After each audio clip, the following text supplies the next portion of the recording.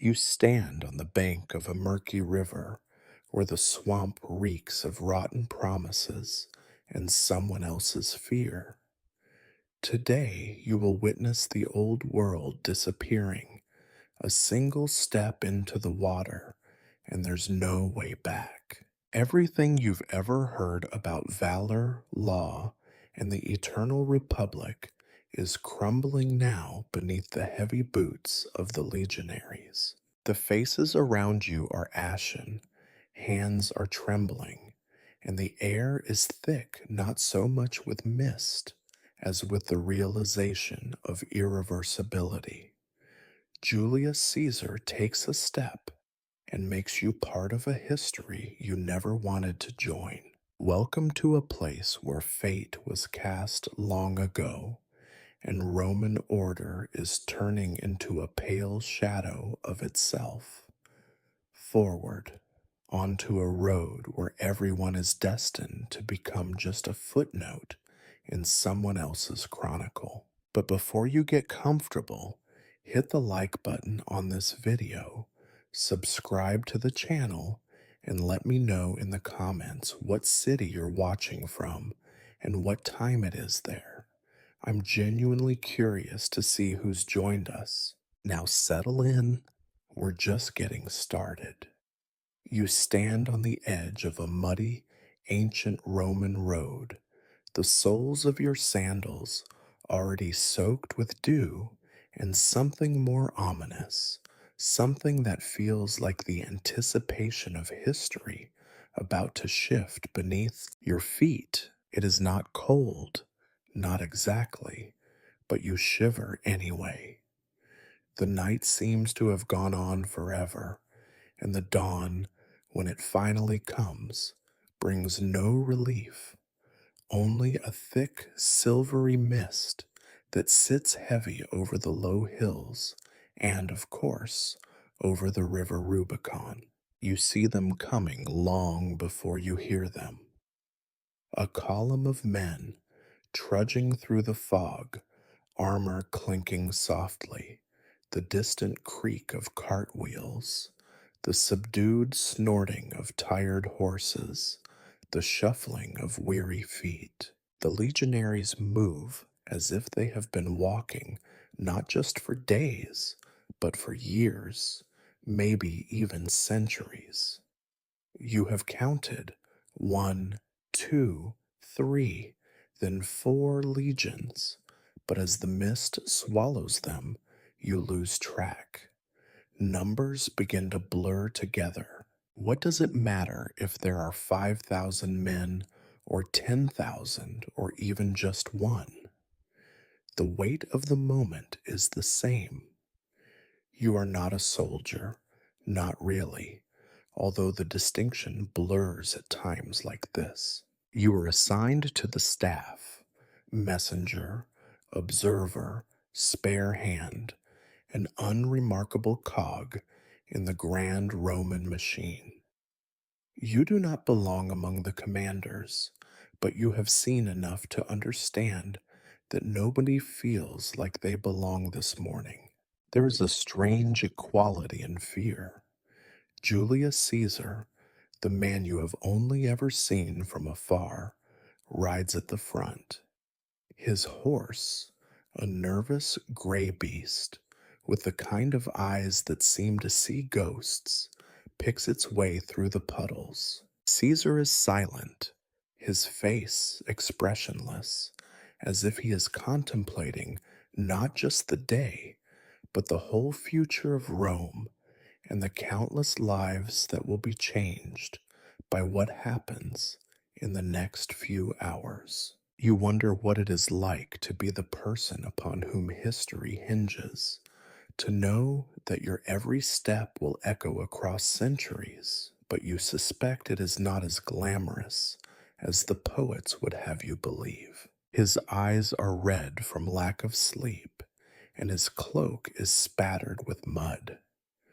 The road to the river is lined with hedgerows and the stumps of long-dead trees. You notice the odd bird, silent and motionless, as if even the wildlife understands that something dreadful is about to happen. On your left, a group of officers murmur among themselves. Their voices are low, careful, but you catch the occasional word: Senate, orders, treason. There is a little joy in their conversation, but even less hope. The phrase "no way back" hangs unspoken in the air. You think back. Just 3 days ago, you had breakfast in a sunlit villa outside Ariminum. Someone laughed, the wine was sweet, and a servant spilled a basket of figs. For a moment, you had almost forgotten the tension rising in the Senate, the endless stream of messengers, the orders written and rewritten until the ink itself seemed exhausted. Now, all that warmth seems impossibly distant. A sudden shout startles you out of your reverie. One of the scouts, a boy who cannot be more than 17 years old, has returned from the riverbank. He is breathless, pale, and looks as if he has seen the spirit of Rome herself weeping by the water. Caesar does not react, not visibly, but you notice how the officers suddenly straighten as if bracing themselves for a blow. You follow the column as it moves closer to the river. Your feet slip in the mud, and you are forced to grab onto the nearest cart for balance. The driver, a grizzled man with a broken nose and an impressive collection of scars, gives you a look of such deep resignation that you almost feel better. At least you are not alone in your dread. Time stretches, then contracts. Someone coughs. Someone else recites a prayer under their breath. You try to remember the last time you slept, but the days blur together. There have been so many orders, so many whispered debates in candlelit tents, so many letters sent and received, all full of vague threats and impossible promises. It is hard to remember a time when Rome was not on the verge of tearing itself apart. Now you are here. You can see the dark, sluggish waters of the Rubicon, the thin ribbon of uncertainty that separates safety from rebellion. The opposite bank is shrouded in mist, and it might as well be the end of the world. You realize, with a dull ache, that history does not feel grand in the moment. It feels exhausting, claustrophobic, inevitable. Caesar dismounts, his movements slow and deliberate. The men around him watch, some with admiration, some with barely concealed terror. You do not envy him. It is easy to idolize a man from a distance, much harder to see him up close, caked with mud and worry, forced to make a decision that will doom so many. He turns, looking not at the river, but at the men. His voice is quiet, almost conversational, but it cuts through the morning air like a blade. You cannot remember his exact words. Something about fortune, something about the die being cast. But you know, with absolute certainty, that you are witnessing a moment from which there is no return. You are suddenly aware of your own insignificance, a speck in the churning tide of history. The road behind you seems impossibly far away, the path ahead lost in mist. You wonder if anyone will remember you, or if you will be swept away like so many before you, your name lost before it is ever spoken. The first soldier steps forward, boots splashing in the cold water. The rest follow, one after another, until the river is alive with movement. You stand, shivering, feeling the last fragile threads of the old world snap. The Rubicon is crossed, the night is over, and there is, quite literally, no way back. You have always believed that Rome runs on laws, oaths, and handshakes, sacred things, inviolable, eternal. But as you watch the legionaries wade through the cold waters of the Rubicon, you cannot help but recall how many of those promises were quietly broken, torn apart in the back rooms of villas and in the shadowy corners of the Senate. You stand on the northern bank now, boots caked in river mud, and wonder if any words ever really mattered. Somewhere behind you, a centurion curses at his men for moving too slowly. The sound is familiar, comforting in a way, like a lullaby for soldiers who no longer believe in sleep.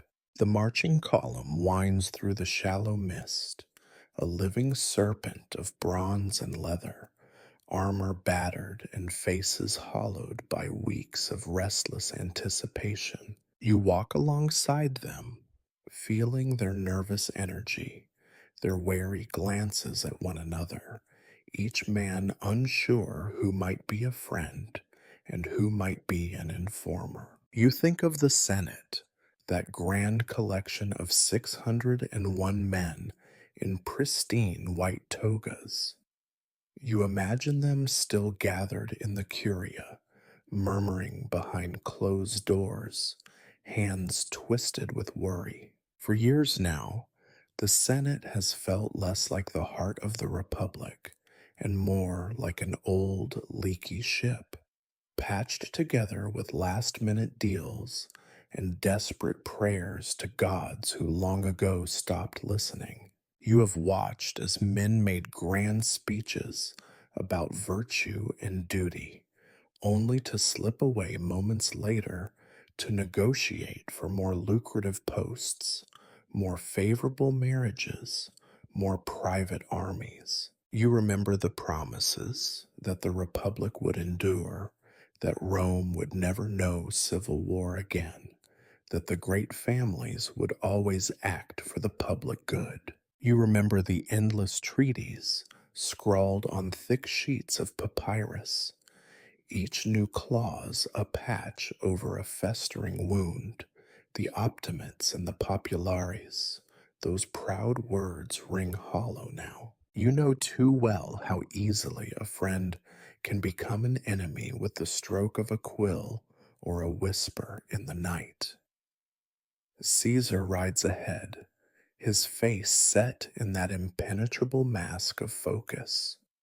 You try to imagine what he must be thinking.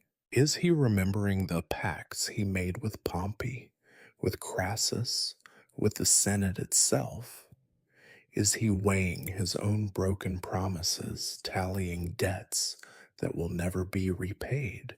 You doubt it. He looks, if anything, tired, so tired that the very air around him seems heavy.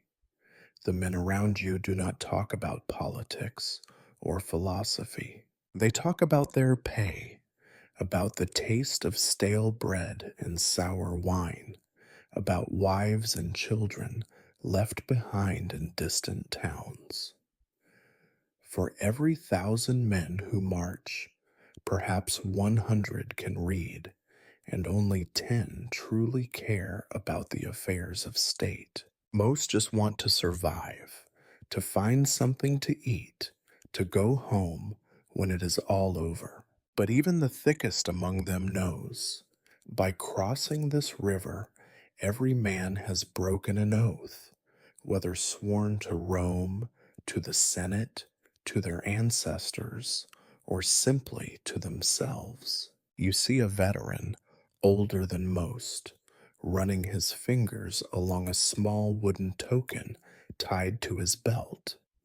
It is a household god, the kind men bring on campaign as a reminder of all that waits for them beyond the battlefield. He whispers something you cannot hear, perhaps a prayer, perhaps a curse.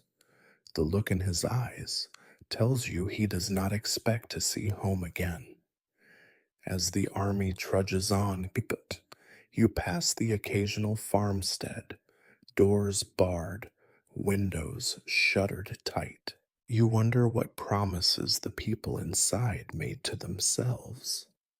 That they would be safe, that soldiers would pass them by, that this war would be like all the others, quick, clean, distant.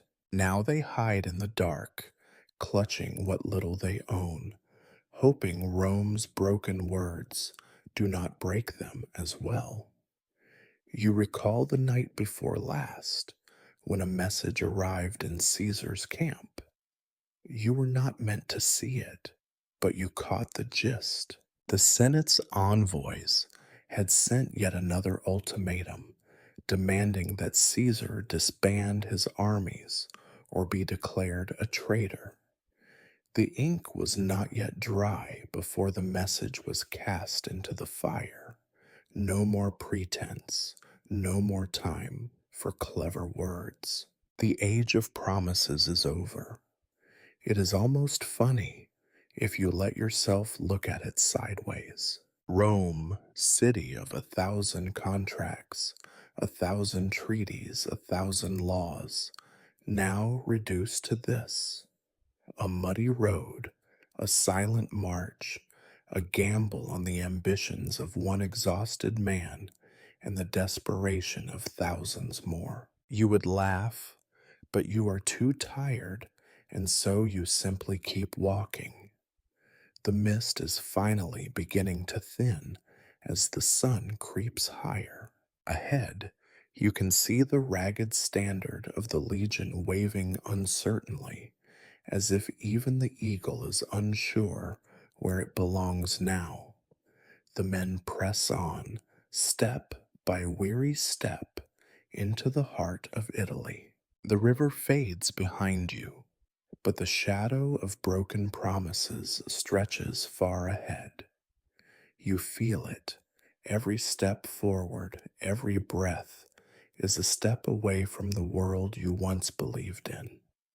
There is no going back, not for you, not for Caesar, not for Rome. You suspect that someday, long after you are gone, someone will write about this moment, perhaps with reverence, perhaps with regret. Maybe they will understand what it cost, but you doubt it. History loves to forget the small betrayals and broken words that pave the road to catastrophe. The day drags on. The men march, silent and grim, their faces set against the unknown. You walk among them, your own thoughts a jumble of regret and resignation. The road ahead is long, and promises, once broken, are not so easily mended. You walk with the legion now, not because you chose to, but because there is no other option left. The road south is a churned ribbon of mud and regret, the sky overcast and low, pressing on the backs of the men with the weight of 1,000 disappointments. There are perhaps 5,000 soldiers in your column, but the sense of loneliness among them is vast, as if each man carries his own private exile. No one sings. The clink of armor, the dull thud of sandals in the muck, and the irregular coughs of the older veterans are the only music that accompanies your slow, relentless advance toward the unknown. You have learned, in your short time among the soldiers, that legionaries are less romantic than the old marble statues suggest. There is nothing heroic about the morning routine. Men fighting for a spot at the fire, men swearing over their water rations, men comparing the miserable state of their feet. You listen to their complaints about the rations, always the same, always cold, sometimes crawling with tiny white worms that you pretend not to notice. The promise of salted fish is repeated like a prayer, as if believing hard enough might make it appear, but the only fish you see is the drawing of one etched in the dirt by a bored auxiliary. At night, you lie under your threadbare blanket, pressed against a stranger for warmth. The talk drifts to wives and children, to villages now days behind you, to the taste of real bread and the bitterness of sour wine. Someone claims his father fought with Marius, and another insists he saw Sulla in a dream, predicting doom. Most men only grunt and reply. The story's too worn to offer comfort anymore. You notice, with an odd clarity, that even the bravest among them are uneasy. The centurions, whose voices usually ring with certainty, now bark orders in a lower register. One man, a broad shouldered brute with a broken nose, spends the march chewing on a strip of leather, eyes fixed on the horizon. You ask him, quietly, what he expects. Either glory or the axe, he answers, not bothering to look at you. The men around you nod in grim agreement. You marvel at the strange democracy of the march. The lowest private and the proudest optio are united in misery. No one is above the blisters and the fear that comes with each rumor. It is said that Pompey gathers an army of equal size not far to the south. It is said that the Senate will show no mercy to those who cross swords with the Republic. It is said that the gods themselves have turned away from Rome, and perhaps they have.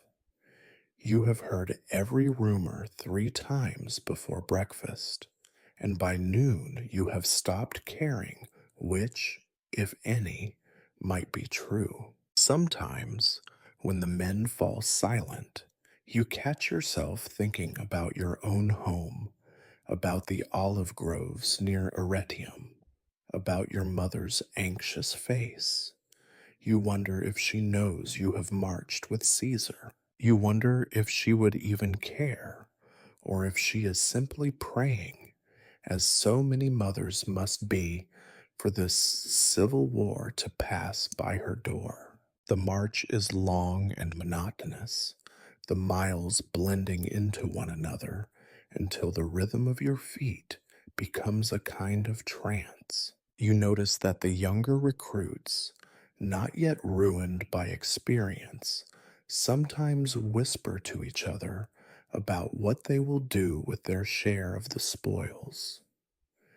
They are certain, in the way only the young can be, that there will be spoils. The older men, by contrast, save their breath, their silence heavier than any baggage. A mule collapses in the mud. Its handler curses and begs and finally weeps as the animal is left behind, another casualty in a war that has not truly begun. The column presses on, unfeeling, because there is no room for sentiment when every delay is another risk of being caught between 2 angry armies. You find yourself walking beside a medicus, an older man with the pinched look of someone who has spent a lifetime tending wounds that never fully heal. He tells you, without being asked, that he expects most of his work to begin only after the first real battle. There will be many, and they will not be glorious, he says, eyes scanning the line of weary faces. You try not to imagine what he means. Somewhere behind you, someone starts humming a tune from home. It is picked up, hesitantly, by a few others before dying out, swallowed by the size of the sky and the endless road. You think of the stories you have read, how Homer wrote of armies as though they moved like a single, unstoppable force. But you know now that an army is just a collection of tired, hungry men who would rather be anywhere else. As dusk falls, the column halts. The men fall to the ground, too tired even to curse the gods. You sit among them, silent, watching the sky turn the color of old blood. The campfires flicker weakly in the gloom, and the smell of smoke mingles with the scent of damp earth and fear. You realize suddenly that every man here is a gambler now, whether he wants to be or not. With every step south, the stakes grow higher, the possibility of return fainter. You close your eyes and try to sleep, but the march continues in your dreams.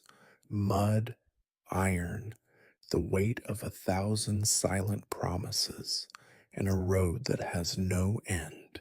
By now, you have been walking for what feels like 1,000 years, and you have learned to count your days by the number of meals missed and the distance between blisters. The road grows narrower, hedged in by stubborn brush and the knotted roots of trees, so old they probably remember the last time Rome fell into chaos. The air smells of wet earth, rotting leaves, and the faint metallic tang of nervous sweat. It is a smell you will come to associate with history, never clean, never noble, always uncomfortable. The talk in the column changes as you approach the Rubicon. Even the most stubborn grumblers, those who never stop complaining about bread, wine, and the state of their socks, go quiet. The name of the river itself, Rubicon, moves through the ranks like a chill. You hear it whispered with the sort of reverence usually reserved for the names of household gods or curses.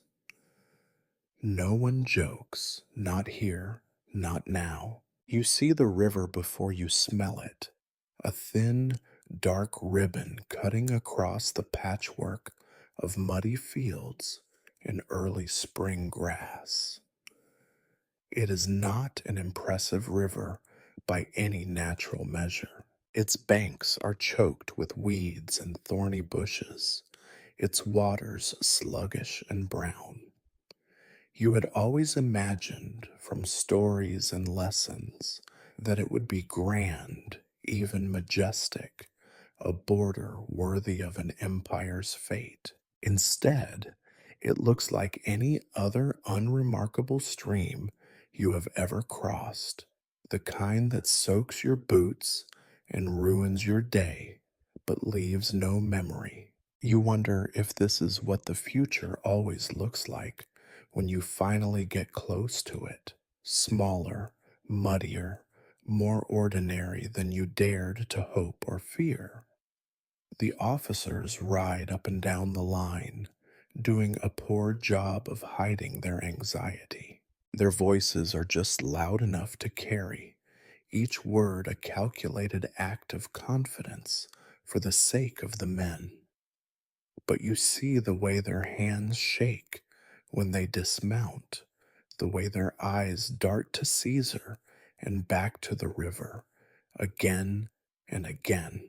There is a sense of performance to it all, a show for the benefit of the gods, the Republic, and each other. You do not remember stepping out of line, but somehow you find yourself closer to the front than you have any right to be. The air is thick, each breath a small struggle.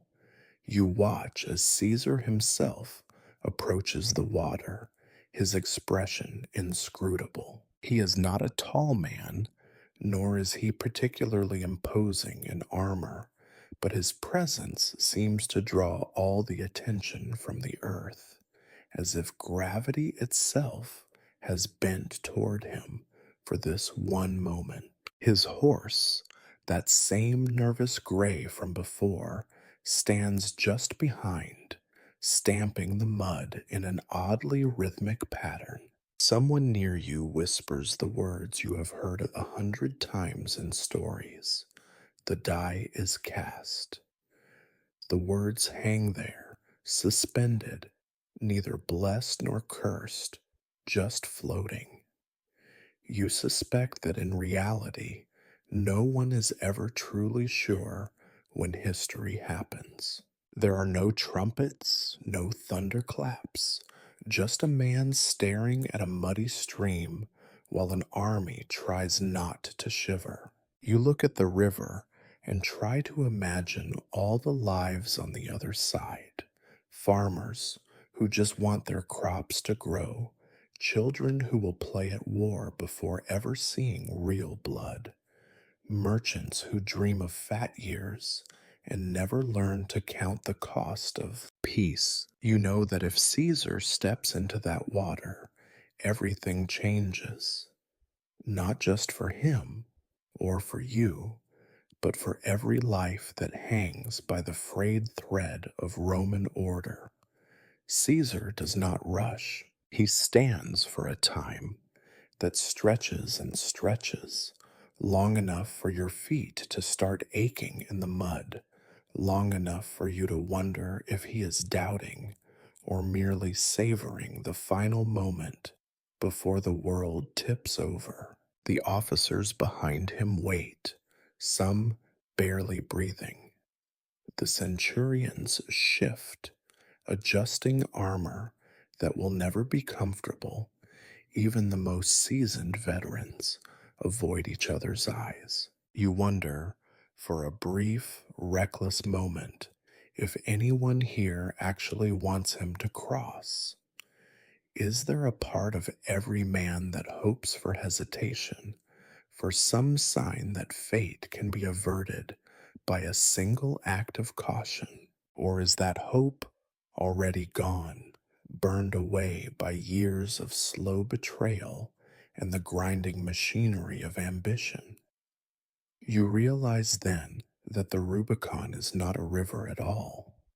It is a line scratched in the dirt of memory and fear. It is every broken promise, every ambitious whisper in the Senate, every night spent waiting for news that never comes. You realize as you stand there with your muddy boots and your small, fragile life that you are seeing something irretrievable, something that will not be undone, no matter how many times you close your eyes and wish it all away.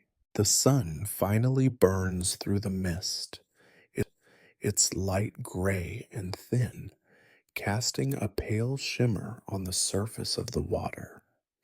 Caesar turns, his face briefly illuminated, and for the first time you see the shadow of uncertainty there. It is gone in a heartbeat, replaced by the hard lines of resolve.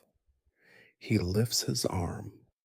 The standard bearer advances. The legion edges forward, one slow, inevitable step at a time. You do not breathe. No one does. The first boot sinks into the water, and the silence is absolute, deeper than any prayer or curse. You feel the moment snap. The world shifts, quietly, but forever. Behind you, the road home disappears into mist. Before you, Italy opens wide, a land both familiar and suddenly horribly foreign. You have crossed no great river yourself, not really. But as you follow the legion into the cold, indifferent stream, you understand. Whatever happens next, there will never be another day like the one before. The Rubicon, small and muddy, has swallowed the old world whole. You do not remember how you end up standing so close to the cluster of officers. Perhaps you are simply drifting, pulled forward by the crowd's nervous gravity, or perhaps curiosity betrays you. Either way, you are suddenly present at what will later be called the last council before the fall, a council less glorious than the bards will someday claim, and more awkward than history will ever admit. The sun is finally high enough to draw weak lines of warmth across the banks. The legionaries, restless as always, huddle near their standards, some snatching at half sleep, some gnawing at cold rations, all of them waiting, waiting for something to happen, waiting for someone to tell them this is all a mistake and they can march home to wives, to children, to lives that are no longer theirs. You try to appear invisible as Caesar's senior officers gather in a rough half circle near a patch of stubborn reeds. It is an odd collection. Veterans with faces like carved stone, up jumped equestrians with polished armor and untested resolve, a handful of foreign mercenaries who watch everything with flat, unreadable eyes. No one sits, no one dares. Caesar himself is at the center, neither tall nor particularly grand, but somehow inescapable, like the scent of thunder before a storm. His armor is dusted with mud, his cloak is wrinkled, his boots are stained the same color as the river. If this is the face of destiny, you think, then destiny could use a bath and a shave. The council opens not with grand speeches, but with long, uneasy silence. Men shift their weight, cough, study the ground. You realize most of them would rather be anywhere else, anywhere but here, anywhere but now. You, of all people, are close enough to see the flicker of doubt in each man's eyes as he waits to see what the others will say. At last, one of the older veterans, a centurion named Marcus, clears his throat. His voice is low and slow, almost apologetic. "General," he says, "the men are ready, but—" He does not finish, and the butt hangs in the air, heavy as a stone. No one needs him to explain. The butt contains every fear, every rumor, every nightmare of betrayal and exile that haunts the ranks. Another officer, younger and eager to be remembered, steps forward. His armor is too clean, his hands too smooth. "We have crossed. To go back would mean death for all of us, General. The Senate will not forgive, not now. We must press on." His eyes dart left and right, searching for agreement, but the silence returns. You almost pity him. Almost. One of the foreign mercenaries, his accent thick and words deliberate, asks the only question that matters. What does the general wish? All eyes turn to Caesar. You realize the oddness of it. So many voices, so many opinions, and yet everyone here is just waiting for one man to choose their fate. For a long moment, Caesar says nothing. He glances at the river, at the waiting men, at the distant smudge of the road behind you. When he finally speaks, his words are measured, tired, and absolutely final. "We have crossed," he says. "There is no return, not for any of us. Rome has made her choice. Now we must make ours." The words settle over the group like a blanket of wet wool. Some of the men nod, some look away, some simply clench their jaws and stare into the middle distance. You realize with a sinking certainty that no one here truly wants what comes next. Even those who urged for action now wish the moment could somehow be reversed. If a god appeared and offered to turn back time, the lot of you would likely drop to your knees and beg for it. But there are no gods here, only men, only history, only consequences. Caesar turns and quite unexpectedly meets your eyes. For a heartbeat, you are pinned in place, unable to breathe or think. He asks, "And you? What would you do?" The question is simple and yet impossibly heavy. You want to say you would go home, that you would wake up from this bad dream and find Rome as it was, full of laws, full of order, full of days that passed without incident. But the truth is, like all of them, you have already chosen just by being here. You stammer something, something about honor, something about duty, something you do not truly believe. Caesar does not seem to notice. His gaze lingers on you for a moment, then slides away, already searching for the next answer, the next justification, the next person who will nod and make this terrible march seem inevitable. The council ends not with a plan, but with a silence more decisive than any order. Each officer drifts back to his duties, some muttering to themselves, some walking with the stiff-legged finality of men who know the future has already been decided for them. You remain, rooted for a moment in the soft mud, thinking about all the choices you have not made and all the ones you cannot unmake. You look at the river, now sparkling under the midday sun,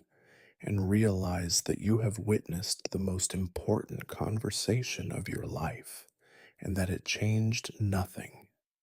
The army will move, Caesar will lead. The die, cast or not, will roll until it finds the darkest possible number. As you finally drift away, you overhear one last whispered remark, half joke, half prayer, from a grizzled tribune. "If this is glory, may the gods spare me obscurity." No one laughs. You walk back to the ranks, heart heavy, mind spinning. The council is over. The world turns. The path ahead is set, and all you can do now is follow. You sit alone on the riverbank, your cloak wrapped tight, staring at the sluggish waters as if they hold answers. The Rubicon is behind you, but the shadow of what you have left behind is impossibly long. The men in the camp are busy with their tired routines, mending sandals, sharpening blades, trading rumors like they are coins with any value left. It is easier, you suppose, to keep busy than to think about the past, but your mind drifts there all the same. The Republic, The word has the ring of something holy, like a half remembered prayer. Once it meant Senate, people, law. Once it was what set Rome above the rest, a city of marble and reason, of men who debated instead of ruling by the sword. Or so you were taught in the flickering torchlight of schoolrooms by tutors who insisted that Rome's greatness came from debate and compromise, not from blood.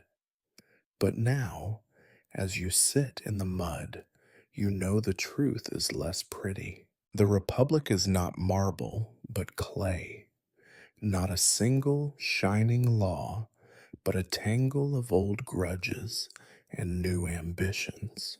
Over the last 20 years, you have watched it crumble, not all at once, not with a crash, but with the slow exhaustion of a roof left to rot in the rain. You remember the names, and you cannot help but count them all in your head, as if keeping score can change the outcome. You remember Marius, with his promises to the people and his armies loyal to him above all. You remember Sulla, marching on Rome twice, his prescriptions and his endless lists of enemies, citizens stripped of names, reduced to bounties and whispered warnings. You remember Catiline, his wild eyes and doomed conspiracy, the city trembling with fear while the Senate argued about procedure. You remember the Gracchi, their bright ideals trampled underfoot by tradition and greed. And of course, you remember Caesar, the man who could have been just another ambitious noble, but instead became the measure of all ambition.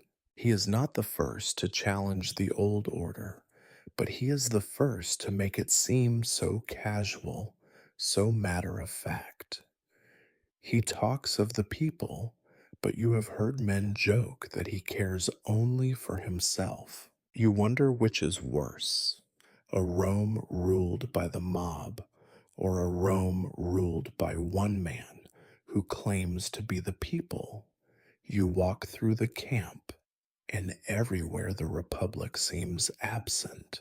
The men talk of pay and loot, of promotions and punishments, but almost never of Rome herself.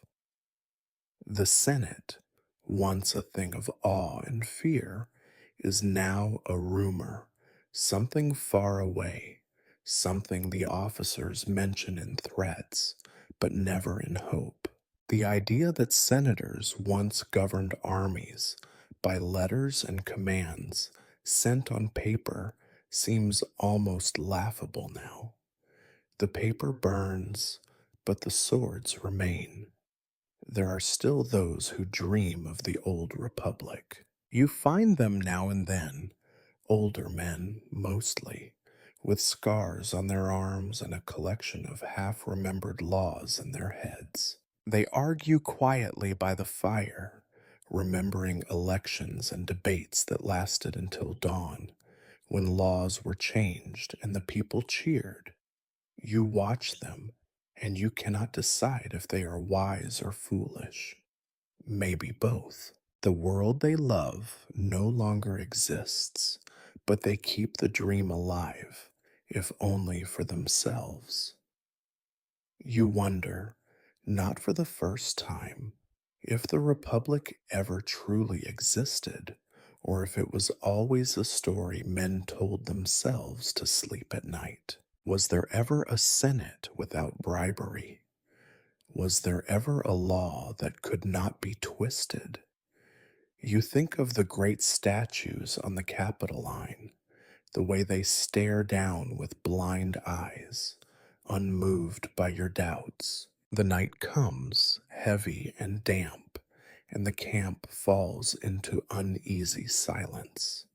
You listen to the soft murmur of soldiers trying to remember the songs of home, the occasional cough, the distant call of an owl. Above you, the stars seem sharper than usual, cold and disinterested.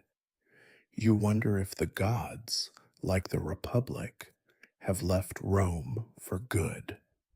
You lie awake, turning over memories like stones. You remember the day you saw the Senate at work for the first time, the way men argued in circles for hours, the endless noise, the feeling that history itself was being written in every careless gesture. Now, that noise is gone, replaced by the silent tension of marching boots and the hard, unyielding stare of Caesar as he looks southward.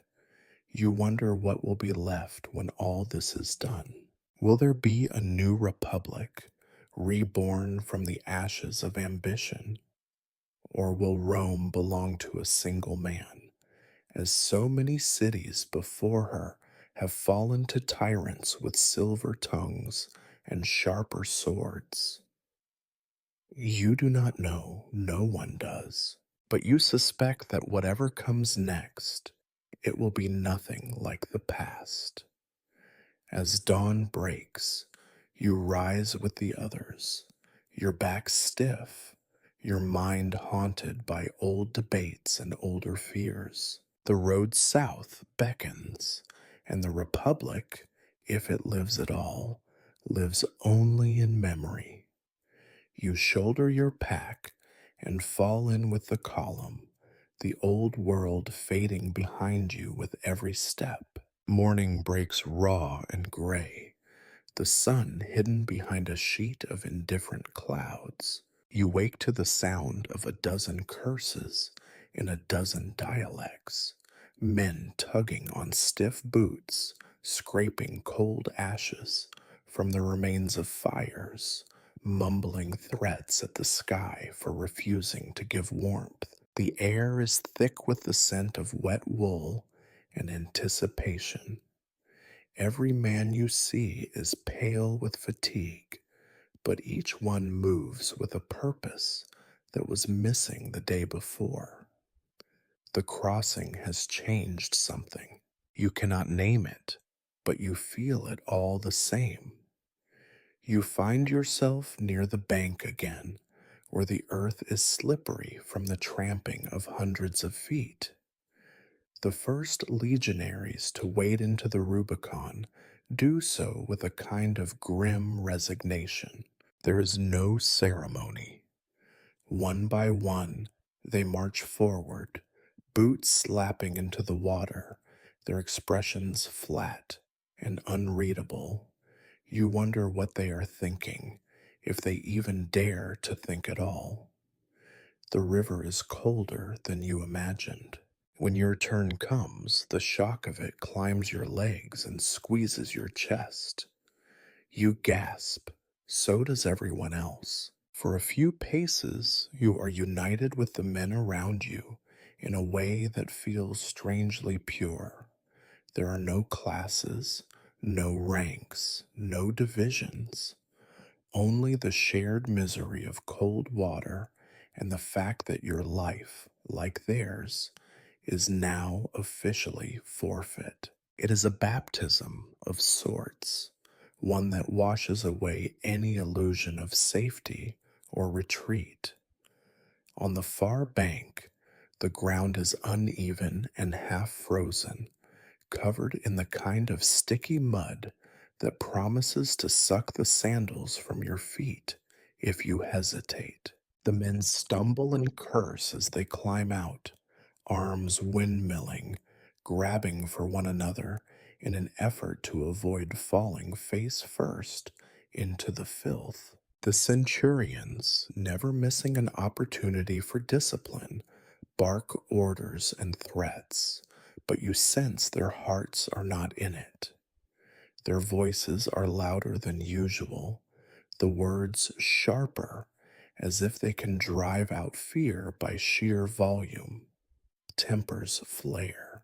Two soldiers, both young, both shivering, begin to argue over who gets the driest spot by a smoldering fire. It escalates quickly, each insult sharper than the last, until fists fly and both men tumble into the muck, watched by a semicircle of exhausted, unimpressed onlookers. The centurion pulls them apart with a growl, but there is little punishment. What more could he do with morale so fragile? You move through the camp, watching these small conflicts play out. Some men take out their anger on their gear, yanking at straps, slamming shields to the ground, kicking at stones that have offended them by merely existing. Others are quieter, the tension playing across their faces in the tightness of jaws and the way their hands refuse to sit still. It is an odd kind of camaraderie that develops in moments like these. The old veterans, men who have marched and fought and bled under half a dozen standards, look on with the weary amusement of those who have seen too many young men try too hard to be brave. One grizzled legionary offers a half-hearted joke about how at least the river washes away the lice. Laughter ripples through the ranks, brittle but genuine. For a heartbeat, the fear is forgotten. You notice, too, how the older soldiers watch the younger ones. The envy is almost visible. Youth is not yet ground down by memory. The young men still believe that war is a thing with an end, that the crossing is just another challenge to be overcome, that someday they will return home and boast about how cold the water was, how fierce the arguments. The old men know better. They watch with the patience of those who have lost friends to swords and disease and the slow attrition of hope. Not all tempers run hot, though. There are those who go quiet, dangerously quiet. You see one man sitting apart from the others, his hands wrapped around his knees, his eyes fixed on the trees that line the horizon. He does not speak, but the tightness in his posture says more than any outburst. You wonder if he is thinking of family, or of Rome, or of nothing at all. You wonder if he is praying, or if prayer is just another habit that does not survive the crossing of a river. As the day drags on, the camp slowly settles. The worst of the quarrels fade as fatigue takes over. Men huddle around weak fires, sharing scraps of dried meat and gossip, trading insults and stories in a language of shrugs and grimaces. Someone begins to clean a dented helmet with the sleeve of his tunic, mumbling about how dirt is just another enemy to be conquered. You smile at the small defiance. What else can you do when the world has been reduced to mud, cold, and uncertainty? Later, as you pick your way through the clustered tents, you catch a glimpse of Caesar. He stands apart, wrapped in a heavy cloak, speaking quietly to one of his officers. His face is unreadable in the fading light. You wonder what he is thinking, if he feels the cold the way you do, if he ever loses his temper, or if he has already spent his last measure of anger in the silent argument with history itself. The night comes quickly, wrapping the camp in darkness and unease.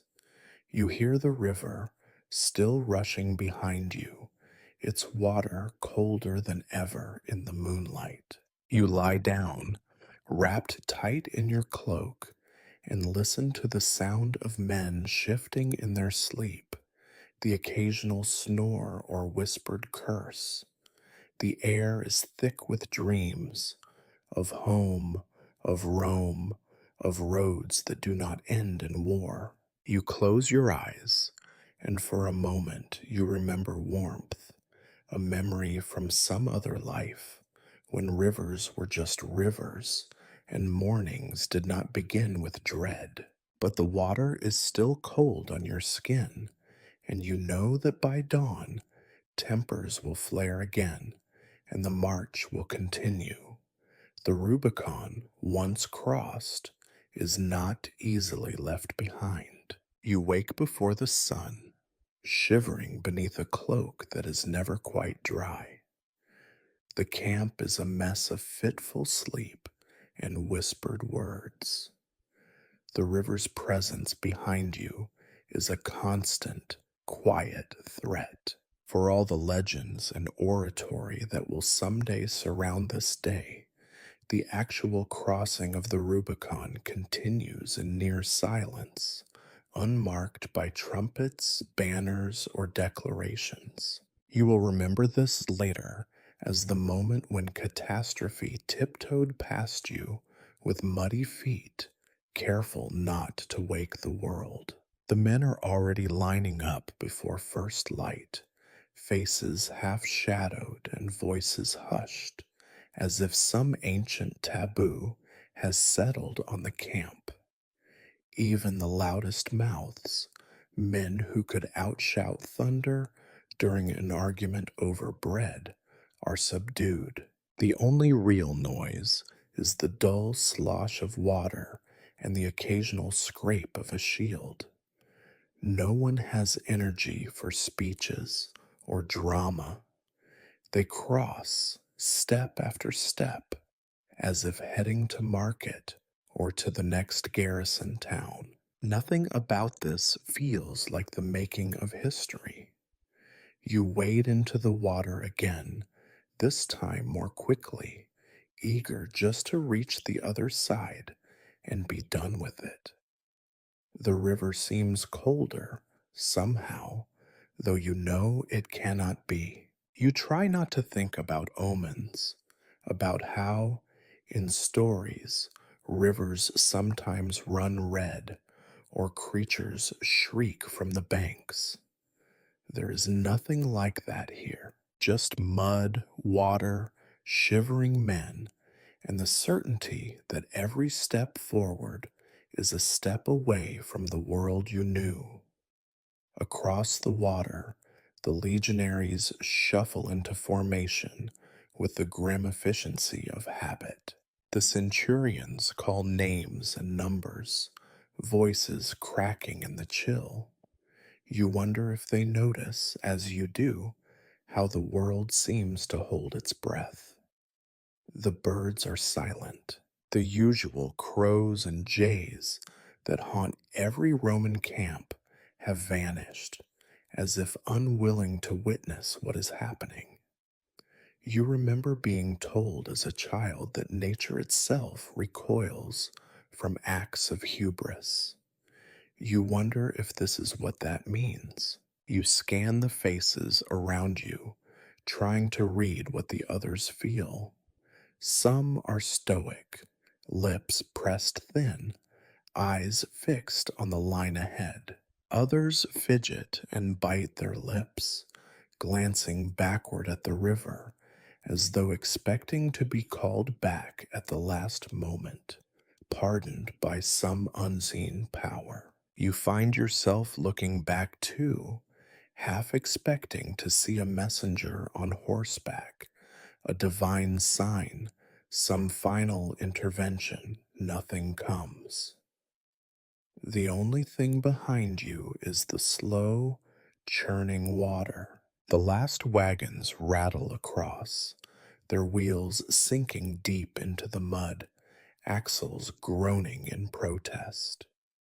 You watch as a mule refuses to move, its handler shouting curses that echo across the empty fields.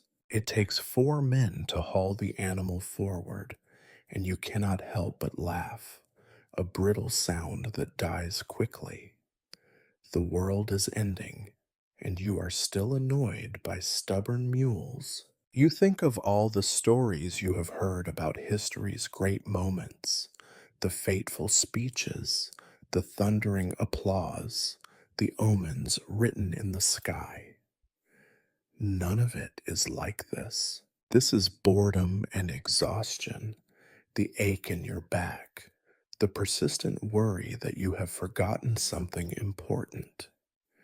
The crossing is slow, workmanlike, almost tedious. You suspect that most disasters begin in silence. Somewhere to your right, a soldier drops his pack into the water. He stares after it as it floats away, expressionless. He does not bother to retrieve it.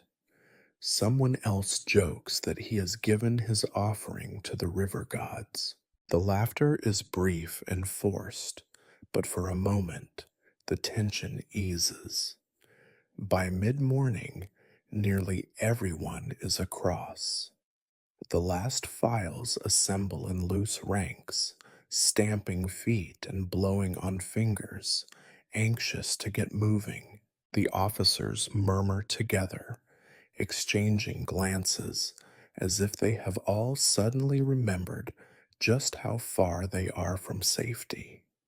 You sense that for all the talk of destiny and fate, there is no plan for what comes next. The army waits, the world waits, as if holding its breath for something terrible to begin.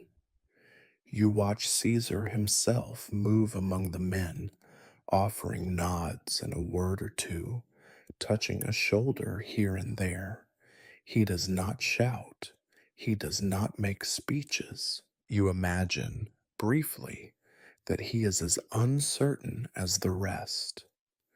The burden he carries is invisible, but you see it in the way his steps slow, in the lines of his face, in the rare moments when he pauses to look back at the water, just as you did. No one talks about the crossing once it is finished. The men pack up their gear and march forward, never looking back. There is an unspoken agreement that nothing good lies behind. You think about home, the city, the republic, the life that now exists only in rumor and memory. You realize you are already mourning it, though you did not know it was gone until you crossed. That night, the camp is quieter than usual.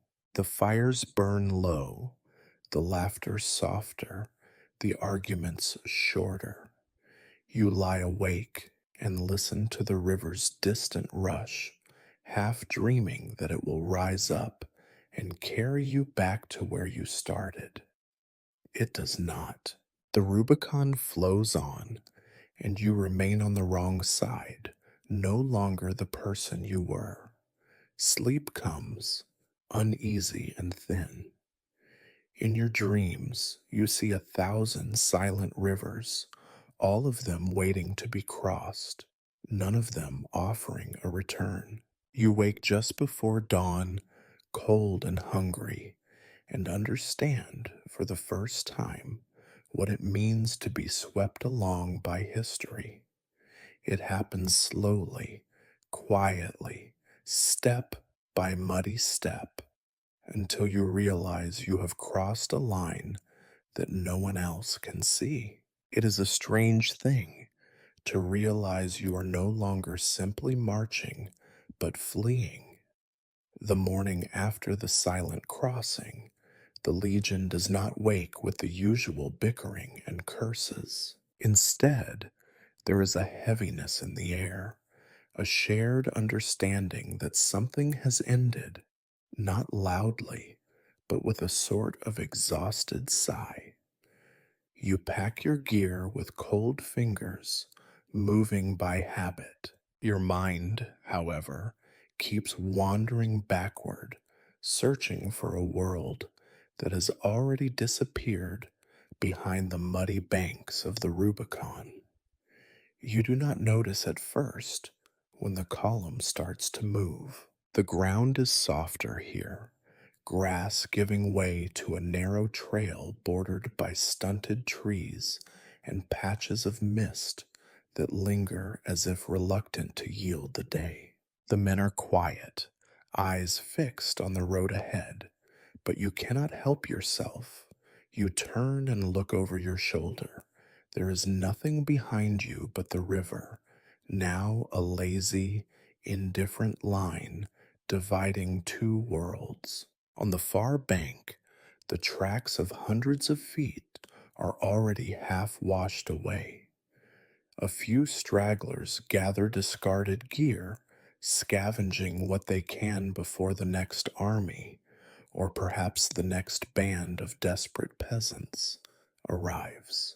There is no sign of pursuit, no banners on the horizon, just the steady hiss of water over stone. Yet you know, with the peculiar clarity that only regret can bring, that you are leaving behind more than mud and footprints. You are abandoning whatever version of Rome still believed in rules and returns. You think about your family, about the faces you may never see again. You picture the city, its crowded forums, the echoing marble halls, the hills you once climbed as a child, distant now, almost mythical. You wonder if it has already changed, if the moment you crossed the river was the same moment the old Rome slipped quietly away. The column winds through low country, passing abandoned fields and shuttered homes. Smoke curls from a distant roof, and for a heartbeat, you imagine running back, knocking on the door, begging for a place by the fire and a meal of black bread and lentils. You almost convince yourself that you could simply vanish into the countryside, become someone else. But you know, deep down, that there is no hiding from this march, no erasing the fact of what you have become just by following. Every few minutes, you look back. You are not alone in this. Old veterans do it by reflex, as if expecting an order to return or the sudden appearance of a lost friend. The youngest recruits do it from nerves, their faces tense and wide-eyed, not yet hardened to the way history hurries the unwilling forward. Somewhere near midday, the road climbs a gentle rise. You pause at the top, and for the last time, you let yourself look back without guilt. The Rubicon is barely visible, just a thread of silver among the reeds, already shrinking to a rumor. You realize this is not a story of battles or speeches. This is a story of places left behind, of doors closed forever, of a home you will never enter again. A veteran beside you, his beard streaked with gray, and his hands rough from years of service, stands in silence. He spits into the grass, shrugs, and mutters, "Not much to look at after all that." His words are meant to be funny, but they hang in the air, oddly final. You try to laugh, but the sound catches in your throat. There are no more words for this kind of parting. Later, as the day drags on, you realize how memory itself is already changing the shape of what you left. The river in your mind grows wider, the bank steeper, the act more heroic or tragic, depending on how you twist the story for yourself. You tell yourself you could have chosen otherwise, but the truth is you could not. The crossing was not a moment, but a process, 100 small decisions and hesitations that only in hindsight appear inevitable. The officers do not speak of what lies behind. Their business is with the road ahead, the next camp, the rumors of armies gathering somewhere to the south. The centurions glance back only to check the order of march, not the past. They do not need to remember. They have already survived too many departures. That night, when camp is made beneath a stand of twisted pines, you find yourself staring into the darkness to the north. A thin line of mist marks the place where the river should be. You think of all the things you did not say, all the small comforts of home that now seem impossibly precious. The smell of bread baking, the sound of neighbors arguing in the street, the quiet certainty that tomorrow will look much like today. You are struck by the loneliness of this farewell. No one marks the leaving. No one mourns what is gone except in the silence of their own thoughts. You realize you are now, truly, a stranger to the land behind you. You wonder if the river will remember your passage, or if it will simply wash away the last evidence of your life on that shore. In the dark, a comrade mutters that he cannot sleep, that he keeps thinking of the river, that it feels as though he left his soul on the other bank. You do not reply, because you know that nothing you say will comfort him. You close your eyes, listening to the wind in the trees, and try to believe that somewhere ahead is a place that will feel like home. For the first time, you do not look back. The night is too deep, the world too changed. You fall asleep with your face to the south, dreaming of distant roads and the slow forgetting that must one day come. No one expects panic to begin with a whisper. You imagine, from old stories, that fear announces itself in shouts or trumpet blasts, with the wild gallop of a messenger or the sight of a burning town. But in the world you now inhabit, panic is small and private. It is born in silence, hatched in the shade of tents, growing stronger with every rumor passed from mouth to ear like a stolen coin.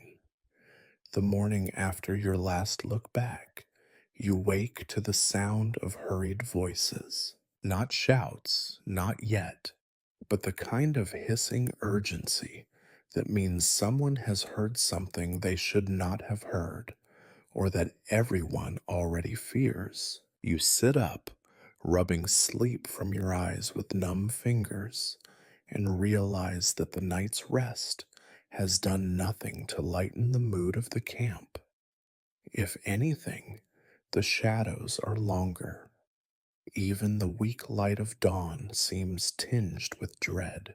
A group of soldiers is clustered near the supply carts, heads pressed close together, eyes darting.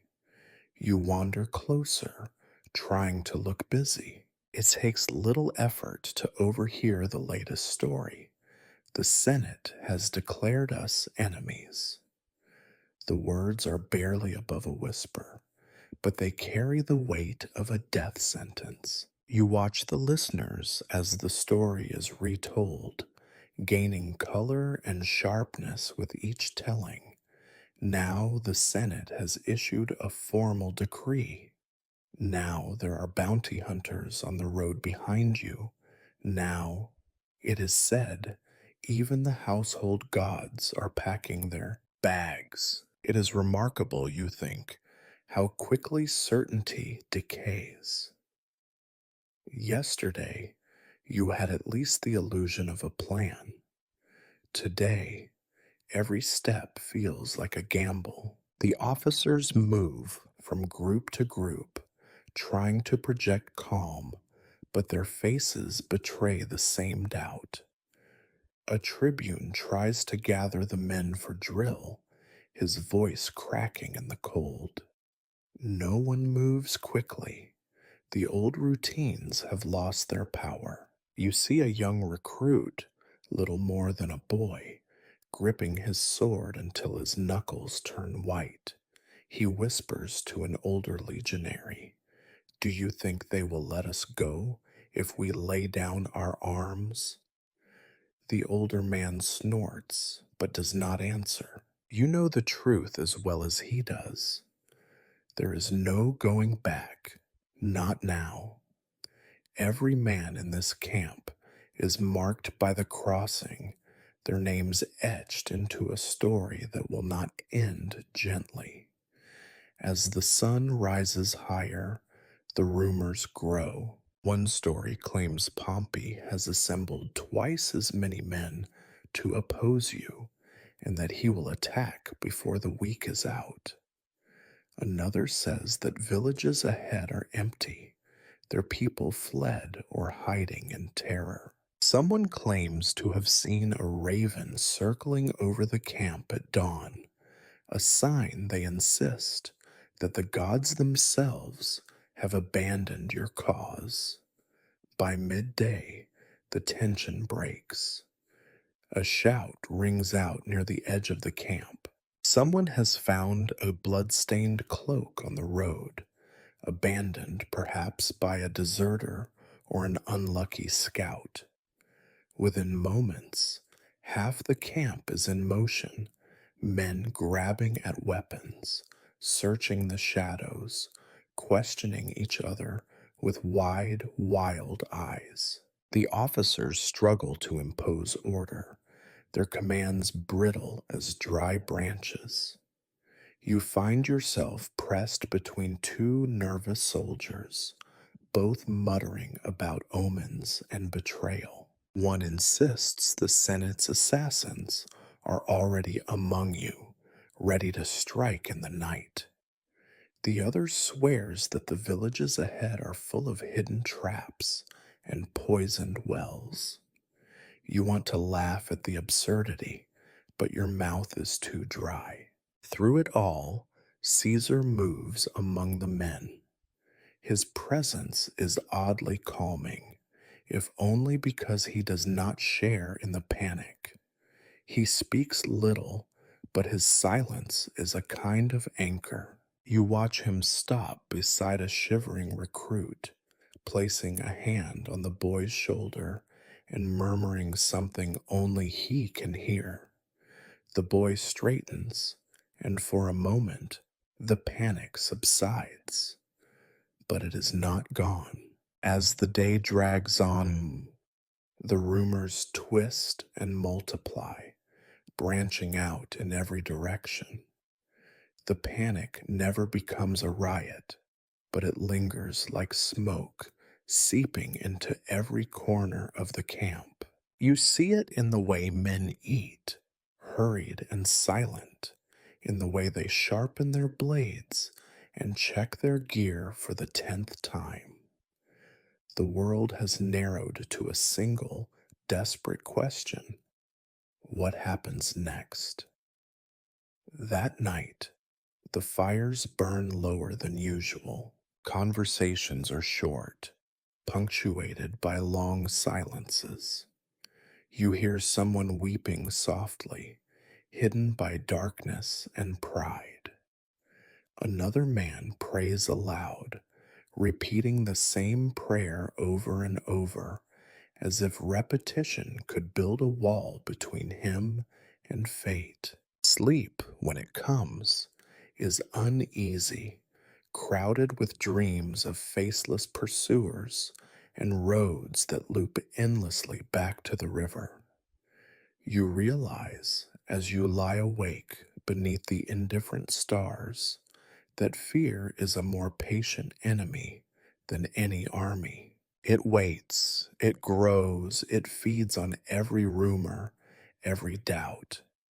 You think of all the things you have left behind: your home, your peace, your certainty. Now you have only the march and the company of men who are learning, one by one, how quickly panic can turn the world to ash. You do not remember falling asleep, only the strange clarity of waking before dawn. The camp is awash in the chill of first light, everything painted in the pale blue of uncertainty. The men are restless, their shadows long and thin on the frost stiffened grass. Even the fires, those fragile islands of warmth, seem to burn with less conviction than before. You lie there for a moment, listening to the awkward silence, broken only by the coughs and sighs of men who have slept badly, if at all. As you rise, you notice that many in the camp are already awake, staring toward the east, where the world is threatening to begin again.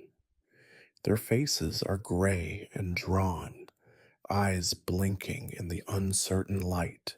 The shadow of last night's rumors lingers in every gesture, every glance.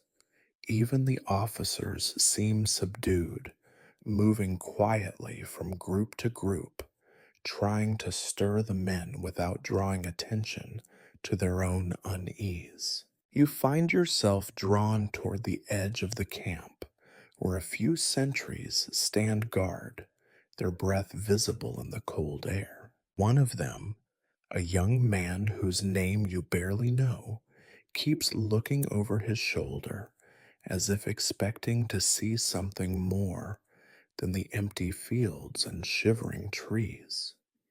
He catches your eye and shrugs. Feels like something is waiting out there. He mutters, too softly for anyone but you to hear. You nod, not because you agree, but because you understand.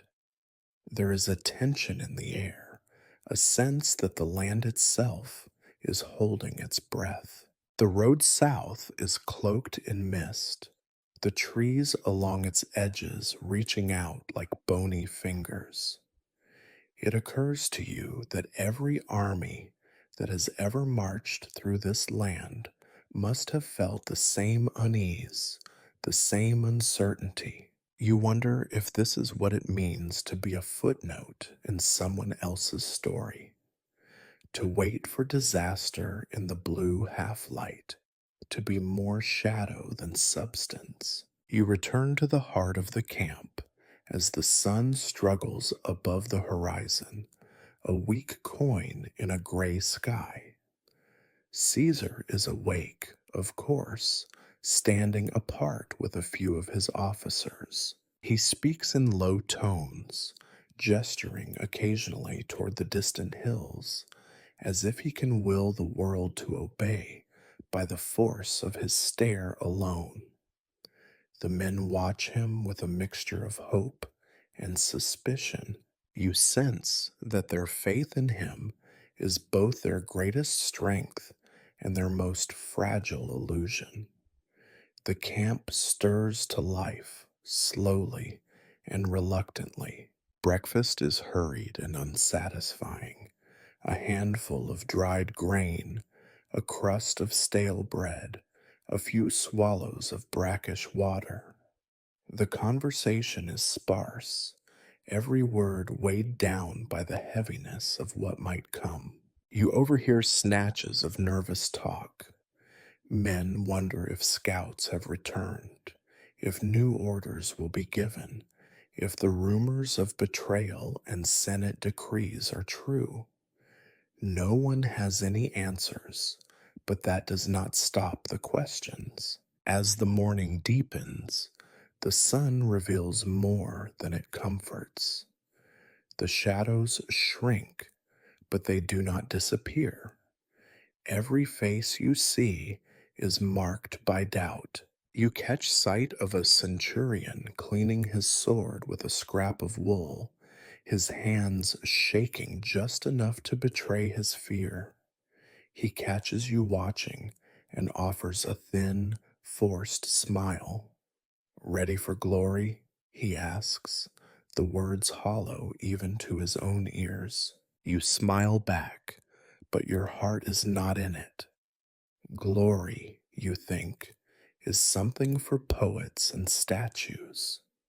Here, in the raw morning, there is only the slow, grinding work of survival, another day on the road, another night of uncertainty. You wonder if the men who write histories ever think about mornings like this, when all the choices have already been made, and all that remains is to follow the path laid out by someone else's ambition. Caesar eventually addresses the men. His words are calm, measured, and brief. He speaks of duty and honor, of Rome and the future, of how every man here will be remembered for his courage. You listen, but the speech washes over you like cold rain.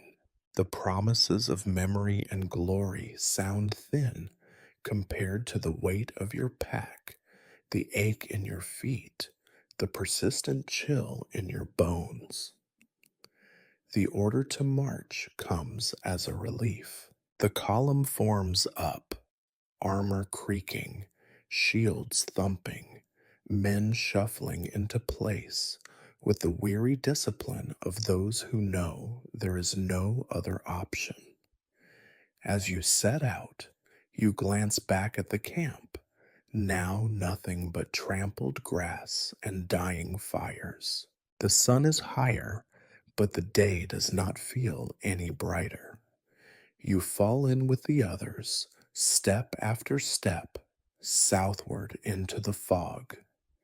The road ahead is empty, the world stripped of its old certainty. You keep your head down, your eyes on the boots in front of you, trying not to think about what the next bend might bring. All around you, the men march in silence, their shadows cast long and strange by the rising sun. You wonder how many of them are thinking of home, of families left behind, of oaths sworn and broken. You wonder if any of them truly believe in the cause, or if, like you, they are simply walking forward because backward is no longer possible. As the morning fades, the shadows shrink and merge with the dust of the road. The fear, however, does not fade. It settles in your chest, heavy and immovable, a silent companion on the endless march south. You do not know what waits for you beyond the next ridge. No one does. You keep walking anyway, one foot in front of the other, a shadow among shadows, moving ever further from the world you once knew. By the time the sun climbs to its thin midday perch, you have stopped wondering when the march will end. The road has become your world, narrow, brown, marked with the ruts of countless wagons and the steady rhythmic print of boots like your own. You have long since lost track of how many miles lie between you and the river. You no longer ask where you are going, only whether there will be water or food or a dry patch of ground at the next camp. You begin to understand, in a dull, gnawing way, that you have ceased to be a person who makes choices. Instead, you are a piece of the army, an ingredient in a story that has already been written. No one talks of decisions now. There are no questions. Orders come from above. March, halt, make camp, break camp, keep marching, and you obey, not because you believe in them, but because the alternative is unthinkable. The feeling creeps up on you slowly, like a chill that seeps into your bones. You could turn around, leave the column, slip away into the fields and forests. But where would you go? Every village ahead is rumor and suspicion. Every village behind is closed to you by the Rubicon. To try to return is to admit defeat, to accept a death that is not yet certain. You keep marching because the road is the only thing left to you. You notice it in the faces of the men around you. Some look determined, jaws clenched, eyes fixed on the horizon, as if they are marching to some private destiny. Others look empty, their spirits hollowed out by the slow realization that fate is not made in moments of grand decision, but in 1,000 small failures to say no. The youngest still glance around, hoping to see a friend, a familiar face, a sign that someone will take responsibility for what happens next. But there are no leaders here, not really, only men who keep moving. You remember how, not so long ago, there were choices, real ones, or so they seemed, whether to join Caesar's army or remain with the Senate, whether to march north or south, whether to trust this officer or that one. You remember nights spent arguing by the fire, the loud certainty of men who believed they had some say in the matter. Now, those voices have faded. Even the officers who once insisted on debate and consultation are silent, their words replaced by tired gestures and the constant, hollow repetition of commands.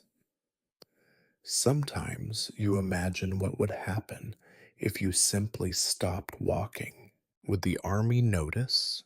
Would Caesar himself pause, look back, and ask where you had gone?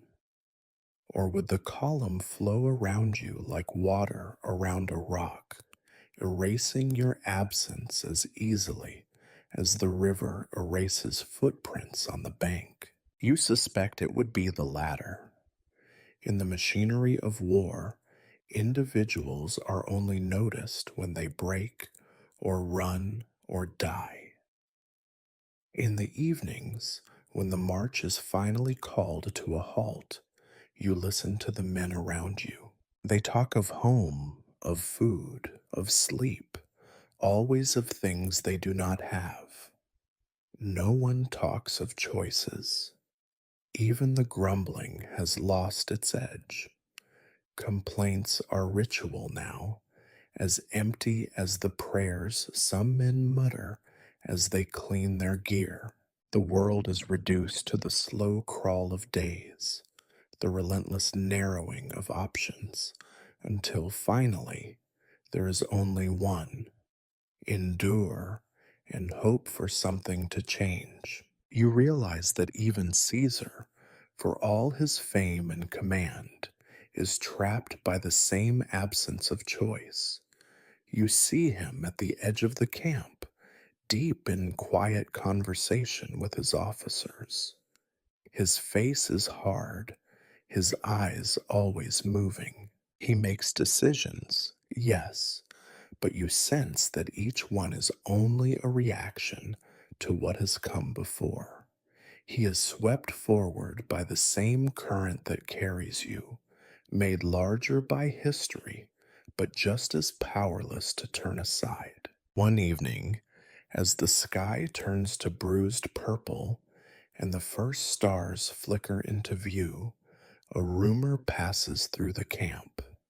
Someone says that scouts have spotted enemy horsemen in the distance, that the Senate's armies are not far ahead. Panic flickers at the edges of the column, but it never bursts into flame. There is nowhere to run, nothing to do but prepare for whatever comes. The rumor fades, replaced by the usual mutterings, but the air is colder afterward, the silence deeper. That night, you lie awake, listening to the sound of men shifting in their sleep. You turn the word choice over and over in your mind, as if by thinking it enough times you could summon it back into being. But it is gone. You close your eyes and dream of running, of slipping away into the night, but even in dreams, you are caught by the army, pulled back into the march. At dawn, the order comes to move. You rise with the others, your back sore, your hands numb, your mind blank. You are tired, but you are also relieved. Marching is easier than thinking, one foot in front of the other. No decisions to make. The absence of choice is its own comfort, a numbness that shields you from the future. As the day wears on, you see the same resignation reflected in the faces around you. The men are quieter, less restless, less angry. You wonder if this is what the end of the Republic feels like, not the clashing of swords or the shouting of mobs, but the slow fading of alternatives until the only path left is the one no one chose. And so you march on into the dusk, into uncertainty, into history. You do not choose it, but you do not refuse it either. The road unrolls before you, and behind you, and beneath your tired feet. It is all the world there is. As the march grinds on, a strange kind of courage begins to seep through the camp. It is not the shining, noble bravery you once read about in stories. No one stands tall before the dawn, shouting defiance at fate, or volunteers for glory with a swelling speech. Instead, what you see all around is something smaller, rougher, and, in its own way, more enduring. You come to recognize it as foolish bravery, the stubborn refusal to admit how frightened everyone really is. It starts with jokes. The youngest soldiers, faces still raw with stubble and sunburn, begin to crack wise about the road ahead, about Caesar's famous luck, about the supposed incompetence of the Senate's generals. You listen as one boy bets another that he will be the first to loot a senator's villa, and a third swears he will win enough spoils to buy his mother a house twice as large as his father's. The laughter is forced at first, thin and brittle like glass held over a flame, but it grows because there is nothing else to do. Laughter, you realize, is all that stands between these men and despair. The older veterans participate too, but with a different tone. Their jokes are darker, sharper, aimed at the idiocy of it all. One grizzled legionary, with more scars than teeth, claims he has already died twice on campaign and only marches now to see if death has improved since last time. Another offers a wager on who will be the first to run when the real fighting starts. No one is offended. The wager is a relief. It turns fear into a game that everyone can play. You notice that the officers tolerate this foolishness, even encourage it in small ways. The centurions, who once barked at the slightest hint of disorder, now roll their eyes at the antics of the men.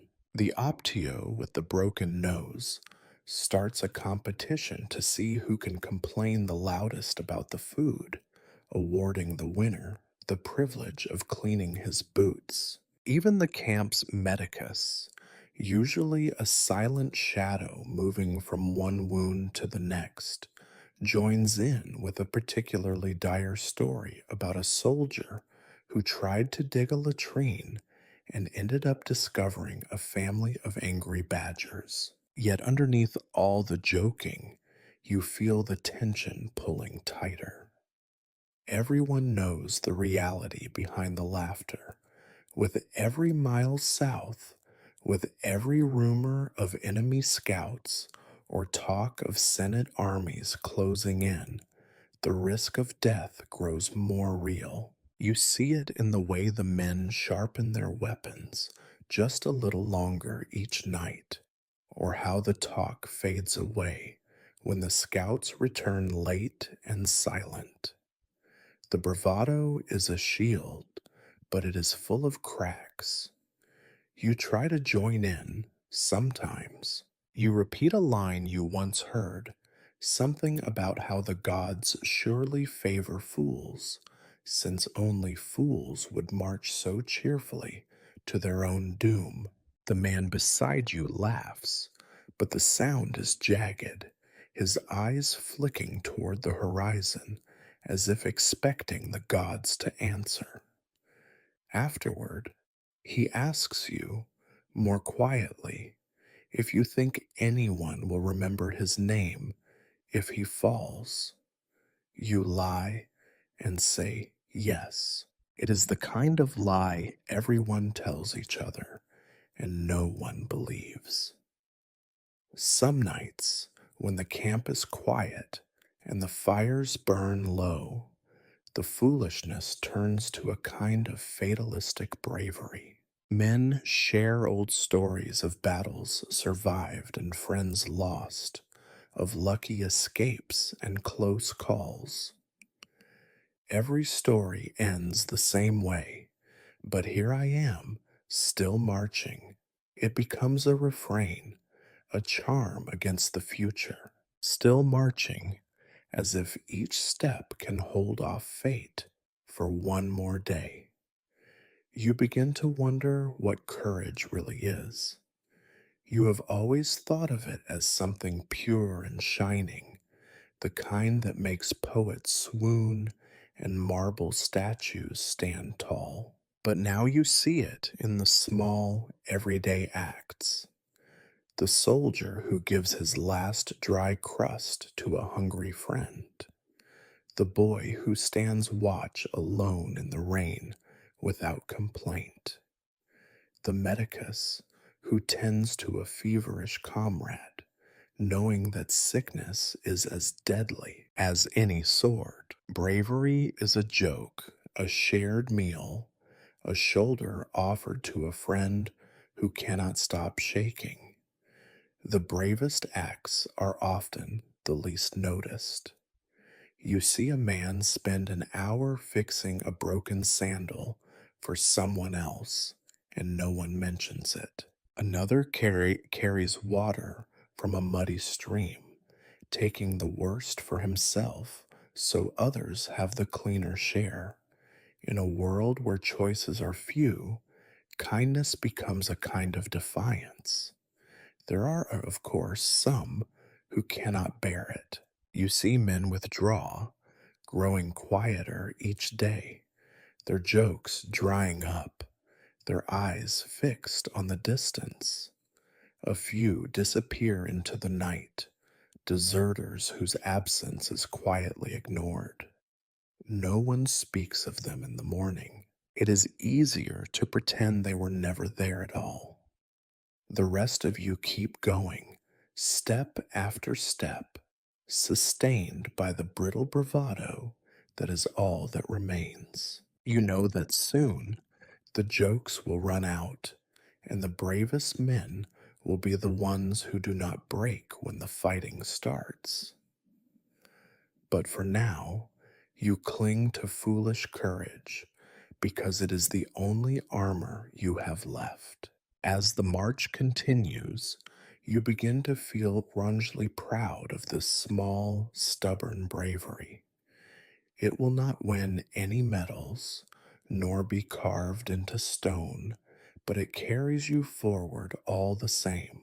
You start to suspect that history is not shaped by heroes, but by the quiet endurance of men who keep moving, keep laughing, even as the world grows darker around them. The night comes, and the laughter fades. You lie down in the damp grass, listening to the nervous shifting of the men nearby. You whisper a joke to yourself, the punchline lost to the wind, and close your eyes. Tomorrow you will march again, foolish and brave in equal measure. The road ahead grows narrower, and the laughter grows thinner. No one says it aloud, but every man knows. Soon there will be blood. The rumors are no longer just about distant armies or senators' threats. They are about the land itself, raided farms, abandoned villages, the first signs that the world is shrinking around you. You feel it in the way the centurions double the night watches, and in how the veterans polish their armor with quiet, ritual intensity. One afternoon, as the column trudges along a rut choked road, a shout breaks the stillness. Scouts come running in, breathless, their faces pale. The signal is passed with a speed that comes only from practiced fear.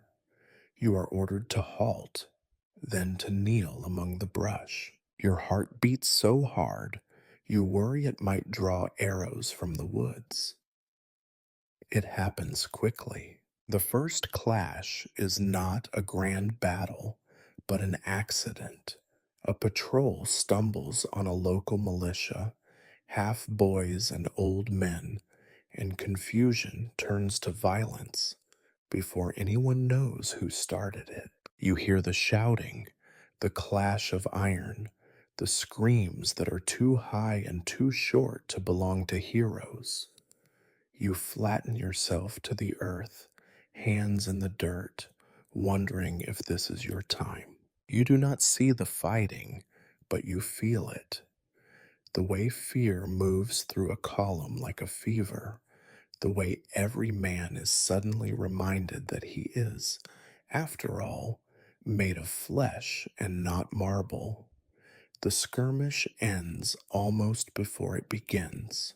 The enemy flees, leaving behind the unlucky or the brave. You are marched forward, told to keep your head down. You try, but your eyes cannot help but look at the bodies tangled in the grass, the glint of spilled coins, the open, bewildered faces of the fallen. Some are Romans, some locals, all are equally dead. You tell yourself not to look too closely, but you do, because you need to convince yourself that it is real. Afterward, the silence in camp is different. It is no longer the silence of anticipation, but of calculation. The men count losses in the same way they count rations, out loud, with a bitterness that tastes of copper. 5 men from your cohort are gone, one with a spear in his chest, another trampled in the panic, the rest missing and likely dead. A 6th, wounded in the thigh, whimpers as the medicus pours wine into the wound. You watch, pretending not to care, but you cannot forget the sound. No one says their names with ceremony. There is no time for speeches, only a few muttered prayers and the quick, practical work of digging shallow graves. The ground is hard, and the tools are dull, but the men work quickly, their faces closed and careful. The bravest among them offer a joke or two about the gods needing new recruits. The laughter is thinner than ever. You realize, with a slow, creeping horror, that the dead are not the only ones lost. Something else has gone missing. The sense that you are invincible, or at least invisible. The youngest soldiers, those who only days ago joked the loudest, now stare into the distance, their eyes rimmed red, their bravado cracked. Even the oldest veterans, men who have seen too many skirmishes, look more tired than before, as if each loss is a stone added to a burden that never grows lighter. After the burial, the camp moves on quickly, as if afraid that to linger too long might draw more death. But the pace is slower, the talk softer. At night, you notice more men praying, some to Mars, some to household gods, a few to whatever power might be listening. The act is less about faith and more about habit, a last stubborn refusal to give up entirely. In the darkness, you try to remember the faces of those lost. You realize that memory is already failing you. The details blur, replaced by the shapes of armor and the echo of names you barely knew. You wonder if anyone will remember them in a month, a year, or if the mud will cover their stories along with their bodies. The next day, the column moves through a village abandoned in haste. Chickens scatter before you, and a dog barks in the distance. The houses are empty, the doors left swinging. You see signs of struggle, a smashed pot, a streak of blood on a wall, a cloak trampled into the mud. The men move quietly, weapons drawn, eyes darting from window to window. The officers tell you not to linger, but curiosity wins out. You step into a house, finding nothing but the smell of smoke and fear. Later, when the sun sets and the camp is made on high ground, you sit with a small group of soldiers, sharing a crust of bread and memories of home. No one speaks of the day's losses, but the air is heavy. Someone tries to start a song, but the words die before the chorus. You stare into the fire, watching the flames twist, thinking about how easily a life is lost, how easily it is forgotten. You try to sleep, but the sounds of the skirmish replay in your mind, the screams, the clash of iron, the silence that follows. You tell yourself that next time you will be braver or smarter or at least luckier, but you do not believe it. You know, as every soldier does, that the first loss is only the beginning. Morning comes, and the column moves on, leaving behind another grave, another empty house, another piece of the old world chipped away. You march with the rest, the weight of loss pressing into your shoulders, and you wonder how much more you can bear before you, too, are left behind and forgotten by the road. You always imagined that being part of history would feel important. As a child, you pictured yourself at the center of it, witness to the great moments, standing close enough to see the marble sweat on statues or the glint of sunlight off a general's sword. You thought the air would crackle with destiny, that you would know, without doubt, when the world was changing forever. Instead, you find that history is mostly mud and sore feet, cold food, and the tired, humorless faces of men who would rather be anywhere else. After the first losses, the road resumes its slow, grinding pace. The only thing that has changed is the silence. It has grown heavier, a constant pressure on your chest. You try to fill it with thoughtless routine: pack, march, eat, try to sleep, fail, repeat. The talk, when it comes, is rarely about the future. It is about the price of grain back home, or whether anyone remembers the last time they saw a play in the city, or who snores the loudest in the night. Great questions about the fate of Rome are carefully avoided. You realize that you missed the foolish arguments more than you thought you would. It is almost funny if you are willing to see it that way. Once you dreamed of making your mark. Now you dream only of keeping your boots dry and your head down. Once you wanted to be remembered. Now you want to be invisible. There is irony in that, but it is the kind that makes you clench your jaw and keep walking. You are surrounded by men who feel much the same. Some hide behind bravado, boasting louder than ever about their supposed conquests or about what they will do with their share of the loot. Others simply fade into the background, muttering only when spoken to.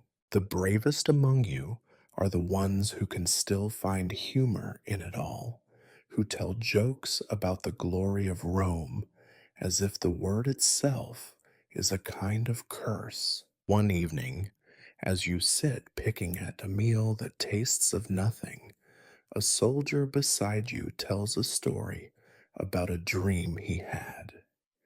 The gods themselves gathered on the Capitoline, rolling dice and betting on which legion would be the first to vanish. Mars lost all his money, he says with a crooked grin, but he did not seem to care. The men around you laugh, a little too loudly, and then the moment passes. The officers try to maintain discipline, but their threats have lost their edge. You watch a centurion rebuke a soldier for a dull sword, only to shrug and move on when the man offers a tired apology. Even punishment seems pointless now, as if the only real authority left is the road itself, the endless line of march that neither rewards nor forgives. Sometimes you catch yourself imagining the Senate as a circle of nervous men, endlessly debating which law to break next, who to betray, how best to survive their own decisions. You wonder if anyone there feels the irony as deeply as you do, how a city built on law and order can descend so quickly into chaos, how the great guardians of the Republic have become little more than anxious spectators. Perhaps you think the true fate of Rome was always to become its own worst enemy. The weather turns against you as if the gods have finally decided to express their opinion. Rain falls for 3 days straight, turning the roads to rivers of filth. Tents collapse in the night, and every waking moment is spent shivering in wet clothes.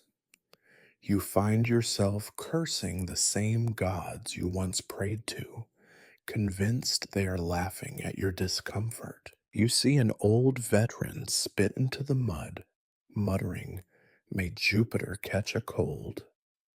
Even that earns a chuckle. In the rare dry hours, you catch glimpses of Caesar himself. He moves among the men with a kind of grim efficiency, saying little but watching everything. You wonder if he too understands the joke, how a single man once praised for his daring and genius, now leads a march defined by discomfort and disappointment. You almost feel sorry for him. Almost. You remember, in moments of quiet, how you used to imagine Rome's destiny: eternal, unyielding, glorious. Now you suspect that fate is little more than a trick of memory, a way for men to make sense of the random cruelty of the world. You see fate not as a grand plan, but as a series of accidents, each one piling up until the world tips over and cannot be set right again. The irony becomes sharper with each day. You marched to war for the promise of greatness and found only exhaustion.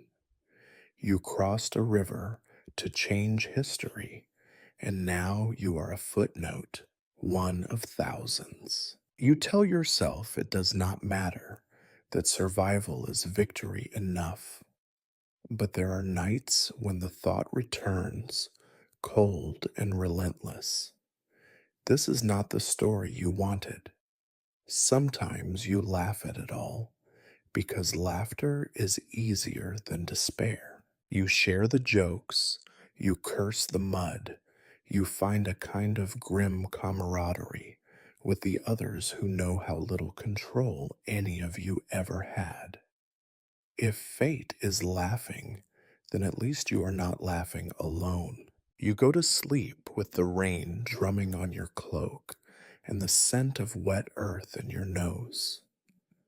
Somewhere, far away, a dog howls, and you wonder if even the animals are in on the joke. You close your eyes, not expecting dreams, and tell yourself that tomorrow, at least, you will have another chance to prove the gods wrong, or at least to survive their sense of humor. And so you march on, a reluctant comedian in the farce of fate, moving always forward, never quite sure whether the joke is on you or on Rome itself. As the days grind on, the world of Rome feels farther away than ever, yet it invades your dreams and your idle moments with cruel precision.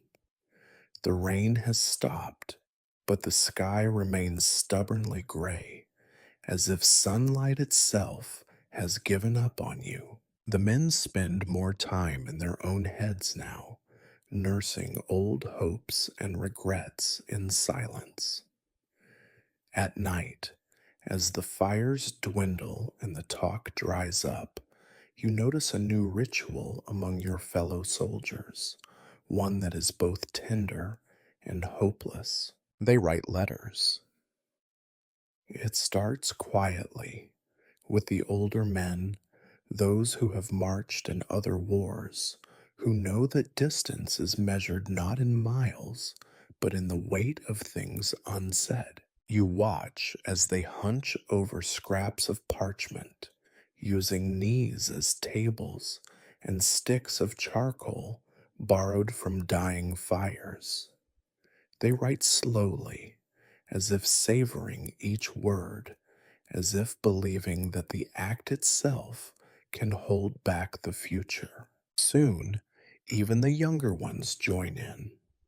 Some ask you for help with spelling or for the right phrase to use in a letter to a wife, a mother, a child. Some simply scribble marks and pretend they are words, convinced that meaning is less important than the illusion of connection. You see a boy from the provinces labor over a note to his brother. Every other word is crossed out and rewritten, the whole effort smudged with frustration and damp fingers. The subject of these letters is always the same: a longing for home, a list of small, ordinary hopes, a promise that the writer is safe and will return soon. No one writes about battles or fear or the endless mud. No one mentions the Senate or Caesar or the march. The letters are full of gardens that must be weeded, of children's birthdays not to be missed, of debts that will be paid as soon as peace returns. You know that most of these letters will never be delivered. You know, too, that everyone knows this, but they write anyway. There is a strange comfort in the ritual. Each evening, after the last meal, the camp becomes a scriptorium of lost voices, men murmuring to themselves as they try to remember the way their loved ones laughed, the sound of a door closing gently, the warmth of a bed. Some fold the pages carefully and slip them into packs.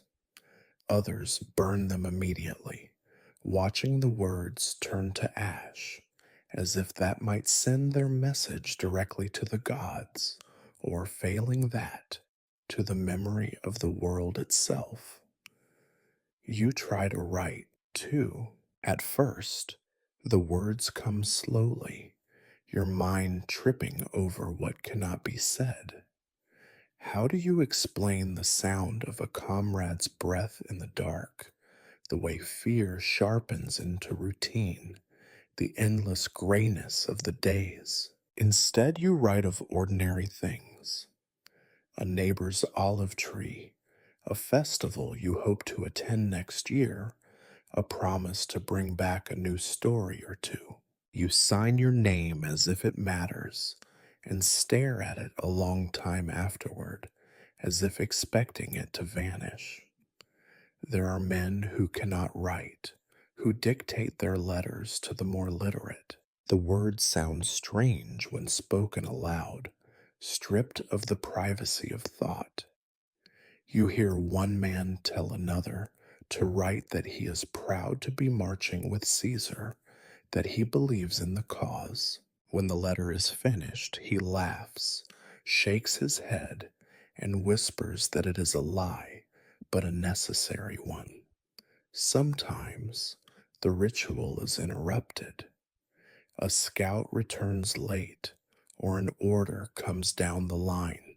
The letters are tucked away quickly, the moment of hope sealed like a wound. The march resumes, and the camp becomes once more a machine, grinding toward an end no one can see. One evening, as the shadows grow long, a soldier beside you confesses that he writes a letter every day to no one in particular. If I die, he says, perhaps someone will find them and know I was here. He does not sound afraid, only tired. You nod, unsure what comfort to offer. As the pile of unsent letters grows, so does the weight of what is left unsaid. You wonder if the regal burden of war is not death, but the accumulation of all these silent, hopeful words that will never reach their destination. You imagine a time, years from now, when someone turns up a letter in the dust of a ruined camp, reading the last hope of a man whose name was already forgotten. There is no ceremony for these missives, no official courier comes to collect them. They are hidden in boots, sewn into cloaks, left in the hollow of a tree along the road. Sometimes, in the hurry of departure, they are simply abandoned, scraps of hope blown away by the wind. As the days pass, you write less often. The words come harder, the lies more obvious.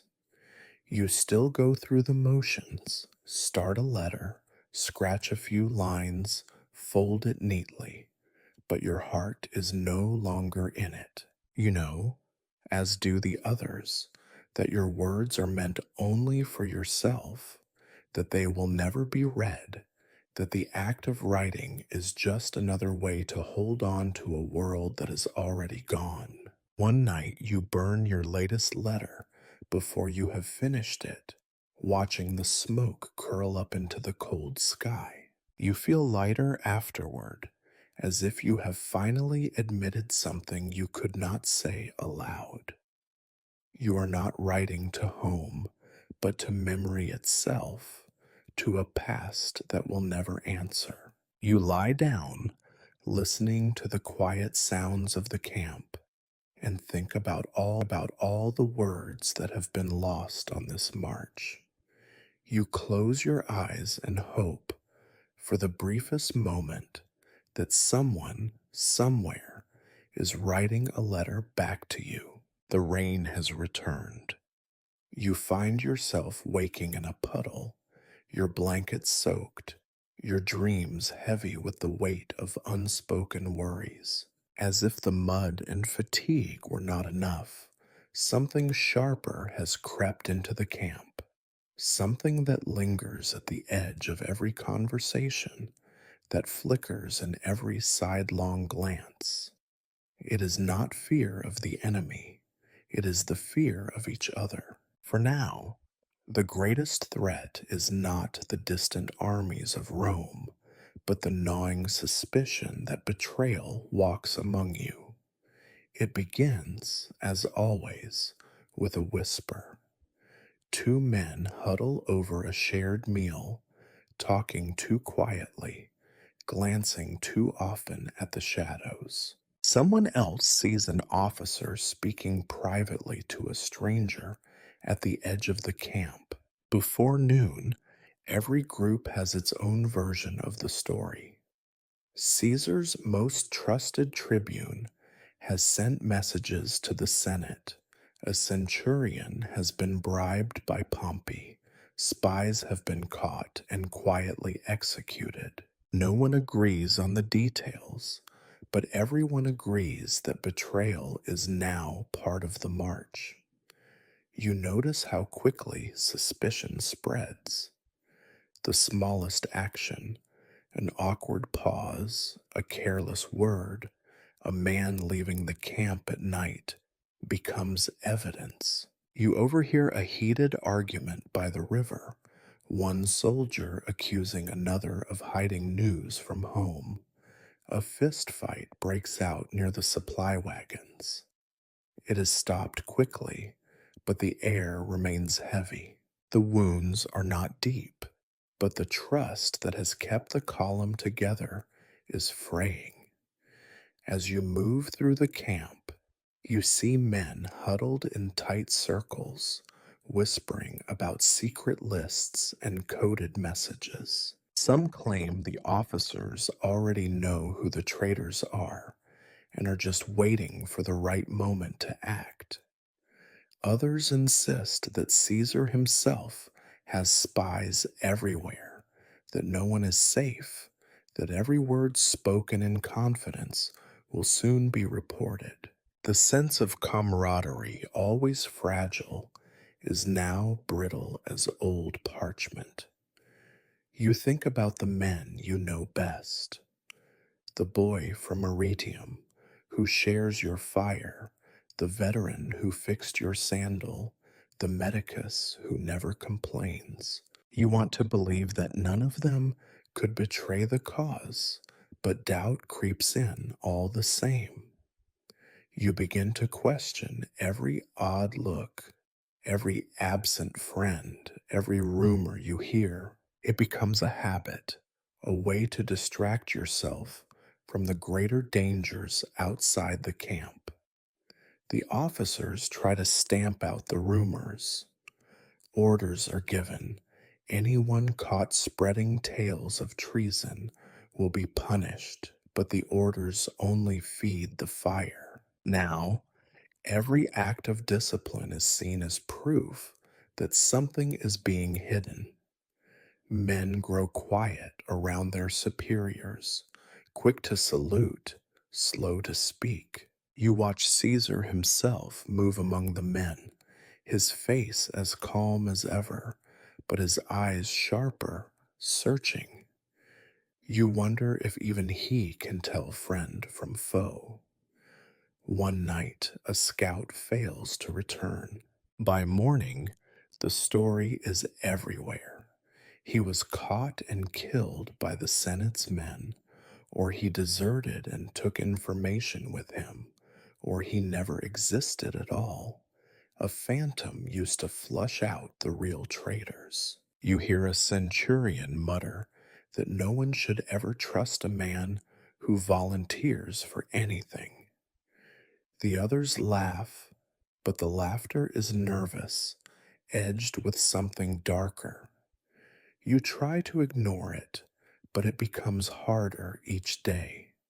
Meals are eaten in silence. Old friends argue over nothing, their patience worn thin. A man you have known since the first march turns away when you greet him. You want to ask if he is all right, but the words catch in your throat. The habit of suspicion is too strong now. At night, you find yourself replaying every conversation, every careless word. Did you say too much? Did someone overhear? Would anyone care enough to remember your name if you vanished? You think of the letters you wrote, letters that say nothing, letters that could be read by anyone and mean nothing at all. You wonder if that is what safety looks like now. The absence of truth, the refusal to trust. One evening, you see a group gathered near the officer's tent. Voices are raised, tempers flare. You cannot hear the words, but you see a man led away, his head bowed. The others look after him with faces carved from stone. No one will say what happened, but by morning, his name is never spoken again. The sense of doom grows. It is not the fear of battle that haunts you now, but the fear of being betrayed or of being suspected of betrayal. You dream of old friends accusing you, of Caesar turning his gaze on you, of the whole army dissolving into paranoia and violence. You wake in the dark, heart pounding, certain that you are alone among enemies. Yet somehow, the march continues. Each day, you rise, pack your gear, and follow the column forward. The rain falls, the road is as muddy as ever, but you put one foot in front of the other. It becomes a kind of courage, one step, then another, despite the doubt, despite the silence. You wonder if anyone will ever know how hard it is to keep walking in a world where trust is just another rumor. At dusk, you see the veterans exchange tired, wary glances. You hear a new rumor that the greatest act of betrayal is still to come, that someone close to Caesar will doom the whole campaign. You do not believe it, but you do not laugh either. You have learned that every story contains a little truth, or at least the truth of fear. You fall asleep listening to the rain on your tent, wondering if you will wake to another empty space in the ranks, another name erased, another hope lost. In your dreams, everyone wears a mask, and no one remembers your face. You march on, deeper into the storm, carrying suspicion like a shield that grows heavier with every day. There is a story the veterans sometimes whisper late at night when the last embers have faded and the wind sighs through the trees. The gods have only one real punishment. They make you live long enough to watch. You never understood it before, this march. Now you do. You are not a hero. You are not a villain. You are only a witness, and that you begin to realize is its own kind of curse. You see everything and nothing. The march has become a blur of mud, rain, pale faces, and the low hum of suspicion that never quite fades. There are no more grand speeches. Even Caesar, who was always so good at making men believe they had a place in history, now moves with a heaviness, as if the world itself has grown tired. The old rituals have vanished. No more dice games at camp. No more boasting over cheap wine. No more laughter that could drown out the dread. Instead, there are details. Too many details. You see the same legionary every morning, carefully tying his sandal straps, as if neatness will save him from the chaos ahead.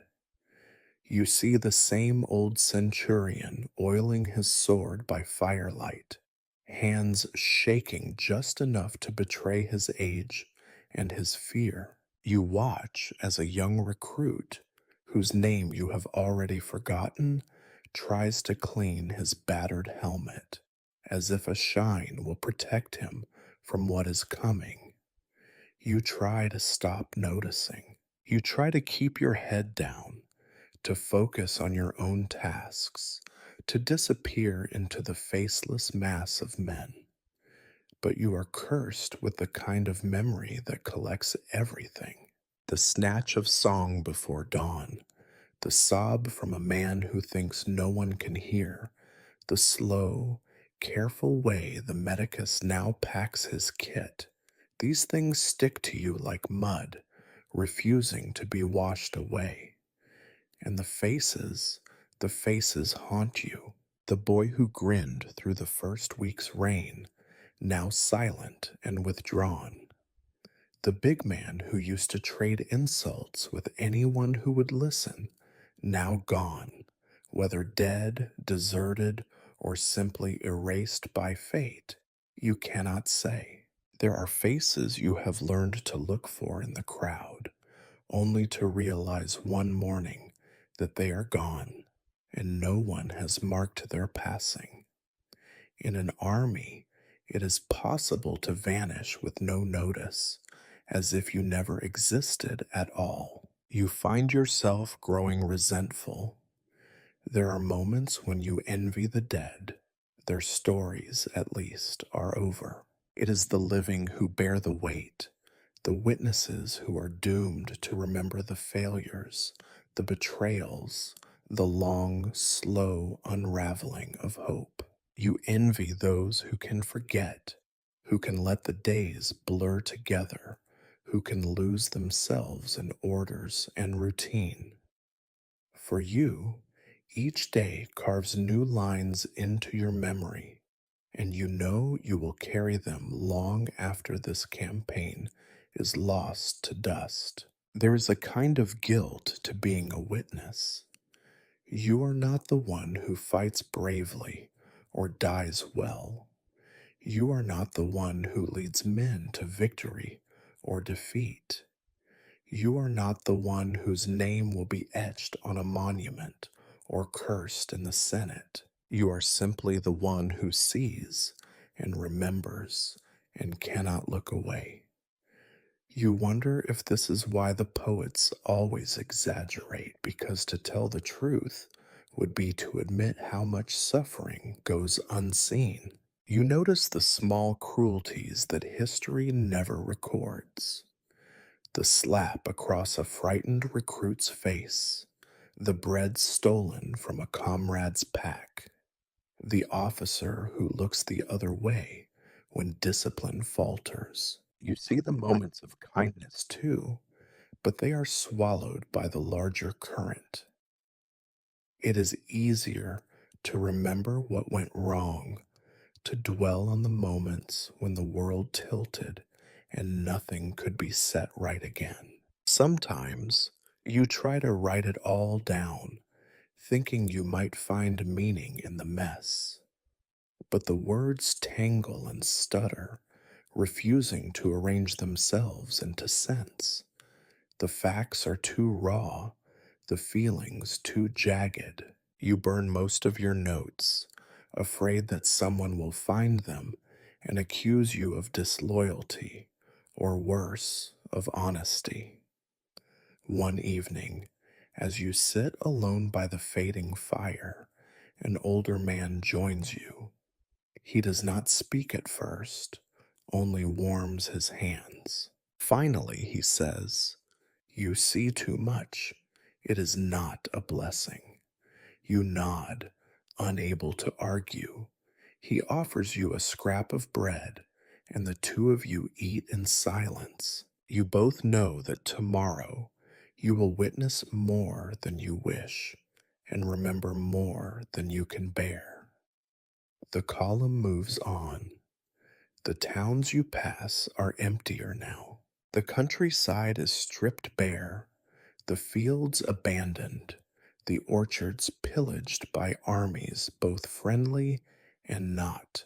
Every road seems haunted by ghosts, not of the dead, but of the living. Farmers who stare from doorways, women who clutch children close, all of them witnesses to a world coming apart. At night, you lie awake, watching the slow crawl of stars through a hole in your tent. You try to count them, as if keeping tally will grant you control. You fail, of course. The stars are too many, and you are too tired. You wonder if the gods are watching, or if they, too, have grown weary of this endless spectacle. The curse of the witness, you realize, is that you cannot forget. You will carry these faces, these failures, these fleeting moments, long after the roads are quiet again. When the march is over and Rome has chosen her next master, the only ones left to tell the truth will be those who saw it all and who wished every day that they had not. You close your eyes and pray for sleep, knowing it will bring only more memories. In the morning, you will rise and watch again, because that is all that is left to you, to see, to remember, and to be haunted by what you cannot change. There comes a point in every march when you realize you have crossed a line that cannot be uncrossed. For days, the feeling builds quietly, an itch behind your ribs, a tightness in your jaw, a growing reluctance to look anyone in the eye. And then was it? One morning, you wake up and know you have gone too far to turn back. The old world is lost. You are moving in only one direction now, deeper into something you cannot name and cannot escape. The signs have been there for weeks, though you tried not to see them. The way the towns are emptier each time you pass through, the roads more deeply rutted by the passage of too many soldiers, the faces of your companions gaunt and hollow with hunger and doubt. The old rituals have been replaced by grim necessity. There are no more letters home. What would you say now, except that you are farther from everything you once called yours? The jokes are fewer, the laughter drier. Even hope, that last stubborn weed, seems to have withered in the endless march. It is not just the distance behind you, it is the weight of your own choices, or, more accurately, the weight of realizing you stopped choosing a long time ago. Each day blends into the next. Each command followed, each small surrender, has carried you further down a path where the only thing you recognize is your own fatigue. You try, sometimes, to remember why you began. The speeches, the oaths, the bright promise of Rome reborn, all of it seems so small and distant now, like a childhood story overheard in another room. You are not marching for glory or even for survival. You are marching because you do not know how to stop. One day, as the column descends a long, stony hill, you see the land spread out before you, fields trampled flat, villages dark and silent, the smoke of distant fires rising against a bruised sky. In that moment, you realize that you are part of something vast and blind, a machine that cannot be turned off simply because you are tired or afraid. You think about all those who have come before, marching armies, fleeing refugees, the slow, grinding parade of history, and you feel very small. There is a moment of absurdity in it. You recall how the orators in Rome used to claim that the Republic would last forever, that nothing could shake the foundations of such a great city. Now you see how easily everything can be undone, not with a shout, but with a slow erosion, a thousand tiny choices and failures piling up until the only thing left is the present, stripped of comfort and certainty. In the evenings, you listen to the men talk about the past, each story more nostalgic than the last. You hear about feasts, festivals, peaceful days on farms, the sound of laughter drifting down crowded streets. These are not memories anymore, but laments. You sense that the others feel it too. The recognition that these stories belong to another lifetime and that they are not coming back. You are not the person who lived those days, and you never will be again. You see it most clearly in the eyes of the veterans. The older men, those who survived at other wars and other lost causes, have a look of quiet resignation. They have known for weeks what you are only now admitting to yourself. There is no going back. Rome will never be as it was, and neither will you. Sometimes, in the hush before dawn, you feel the urge to run, to slip away from the camp, to find a hidden road, to become someone new. But you know it is too late. Even if you turned around now, the old world would not let you in. You are marked by the crossing, by the march, by all you have seen and done. You have become a stranger to your own past.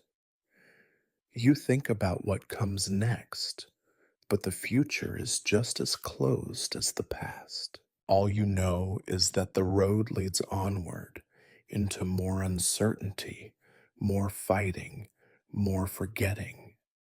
The irreversibility is not just a matter of distance or time. It is a matter of identity. You are not who you were, and you will never be that person again. The finality settles in your bones. There is no drama to it, no great revelation, just a quiet acceptance, a sigh that you share with every other man on the road. You are part of a tide that cannot turn back. The old world is lost, and the new one has not yet been born. As you lie down that night, the sky strangely clear for once, you look up at the unfamiliar stars. You wonder if anyone will remember this march, or if all that will remain are the scars left on the land and on the men who survived it. You wonder if anyone, years from now, will understand what it felt like to realize you were living through the end of something ancient and the start of something that has not yet found a name. You close your eyes and try to remember the sound of home, the taste of bread, the ease of ordinary days. But the memories are already slipping away, replaced by the rhythm of the march, the silence of the lost, and the certainty that there is no way back. You always thought that the end of an era would be loud, a thunderclap, a battle, a shout that echoed down through the centuries. Instead, it is quiet. No one tells you when history has changed or when you have become part of something that can never be reversed. You simply wake one morning to find that the world is smaller and the old stories no longer fit. There are no parades, no speeches, no closure, only the simple daily work of surviving the aftermath. The column is moving again. The road is dustier now, the fields on either side stripped of crops and hope. Every man walks with his head a little lower, eyes fixed on the horizon, as if afraid to look back. There is little talk of Rome, of republic, of the bright ideas that once filled the air. The city might as well be 1,000 leagues away, even though the distance is much less. In its place, a silence has settled, one that is not peaceful but empty, a silence that comes only after everything has been said and lost. You are still here. That is the strangest thing. After all the days and nights, the rain and the hunger, the fear and the noise, you have not vanished. You walk, you eat, you wake up in the mornings. You listen for the sound of Caesar's voice, for the orders that send you onward, and you obey. It does not feel like victory or defeat. It feels like the end of something and the stubborn continuation of something else. Sometimes you try to imagine what comes next. Will the world settle into a new order, or will chaos spread from this road to every corner of the Republic? Will there be a day when you can return home, hang up your armor, and pretend none of this ever happened? Or is the past too heavy, the line you crossed too deep for such things?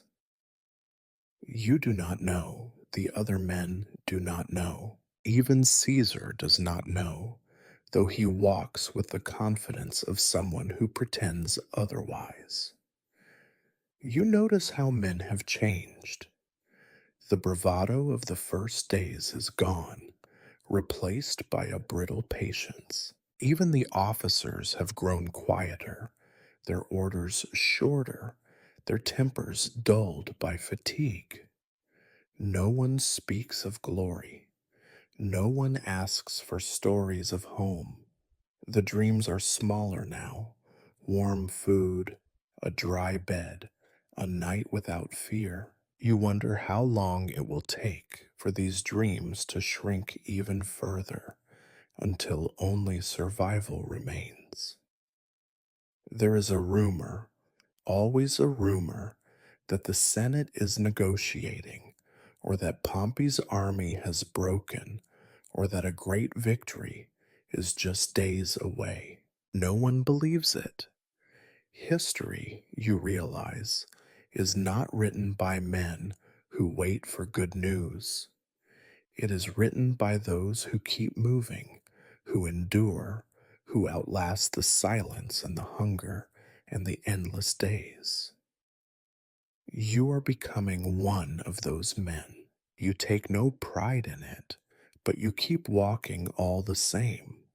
Occasionally, you remember to be angry. You think about the promises that were made, about the men who sent you down this road and will never see the mud or the blood or the faces of the fallen. The anger is real, but it is not enough to change anything. It comes and goes like the rain. Mostly, you feel tired, tired and strangely empty, as if the world has wrung everything from you except the simple will to keep putting one foot in front of the other. The land changes as you march south. The villages are poorer now, the people more cautious. You see hunger in their eyes, suspicion in their silence.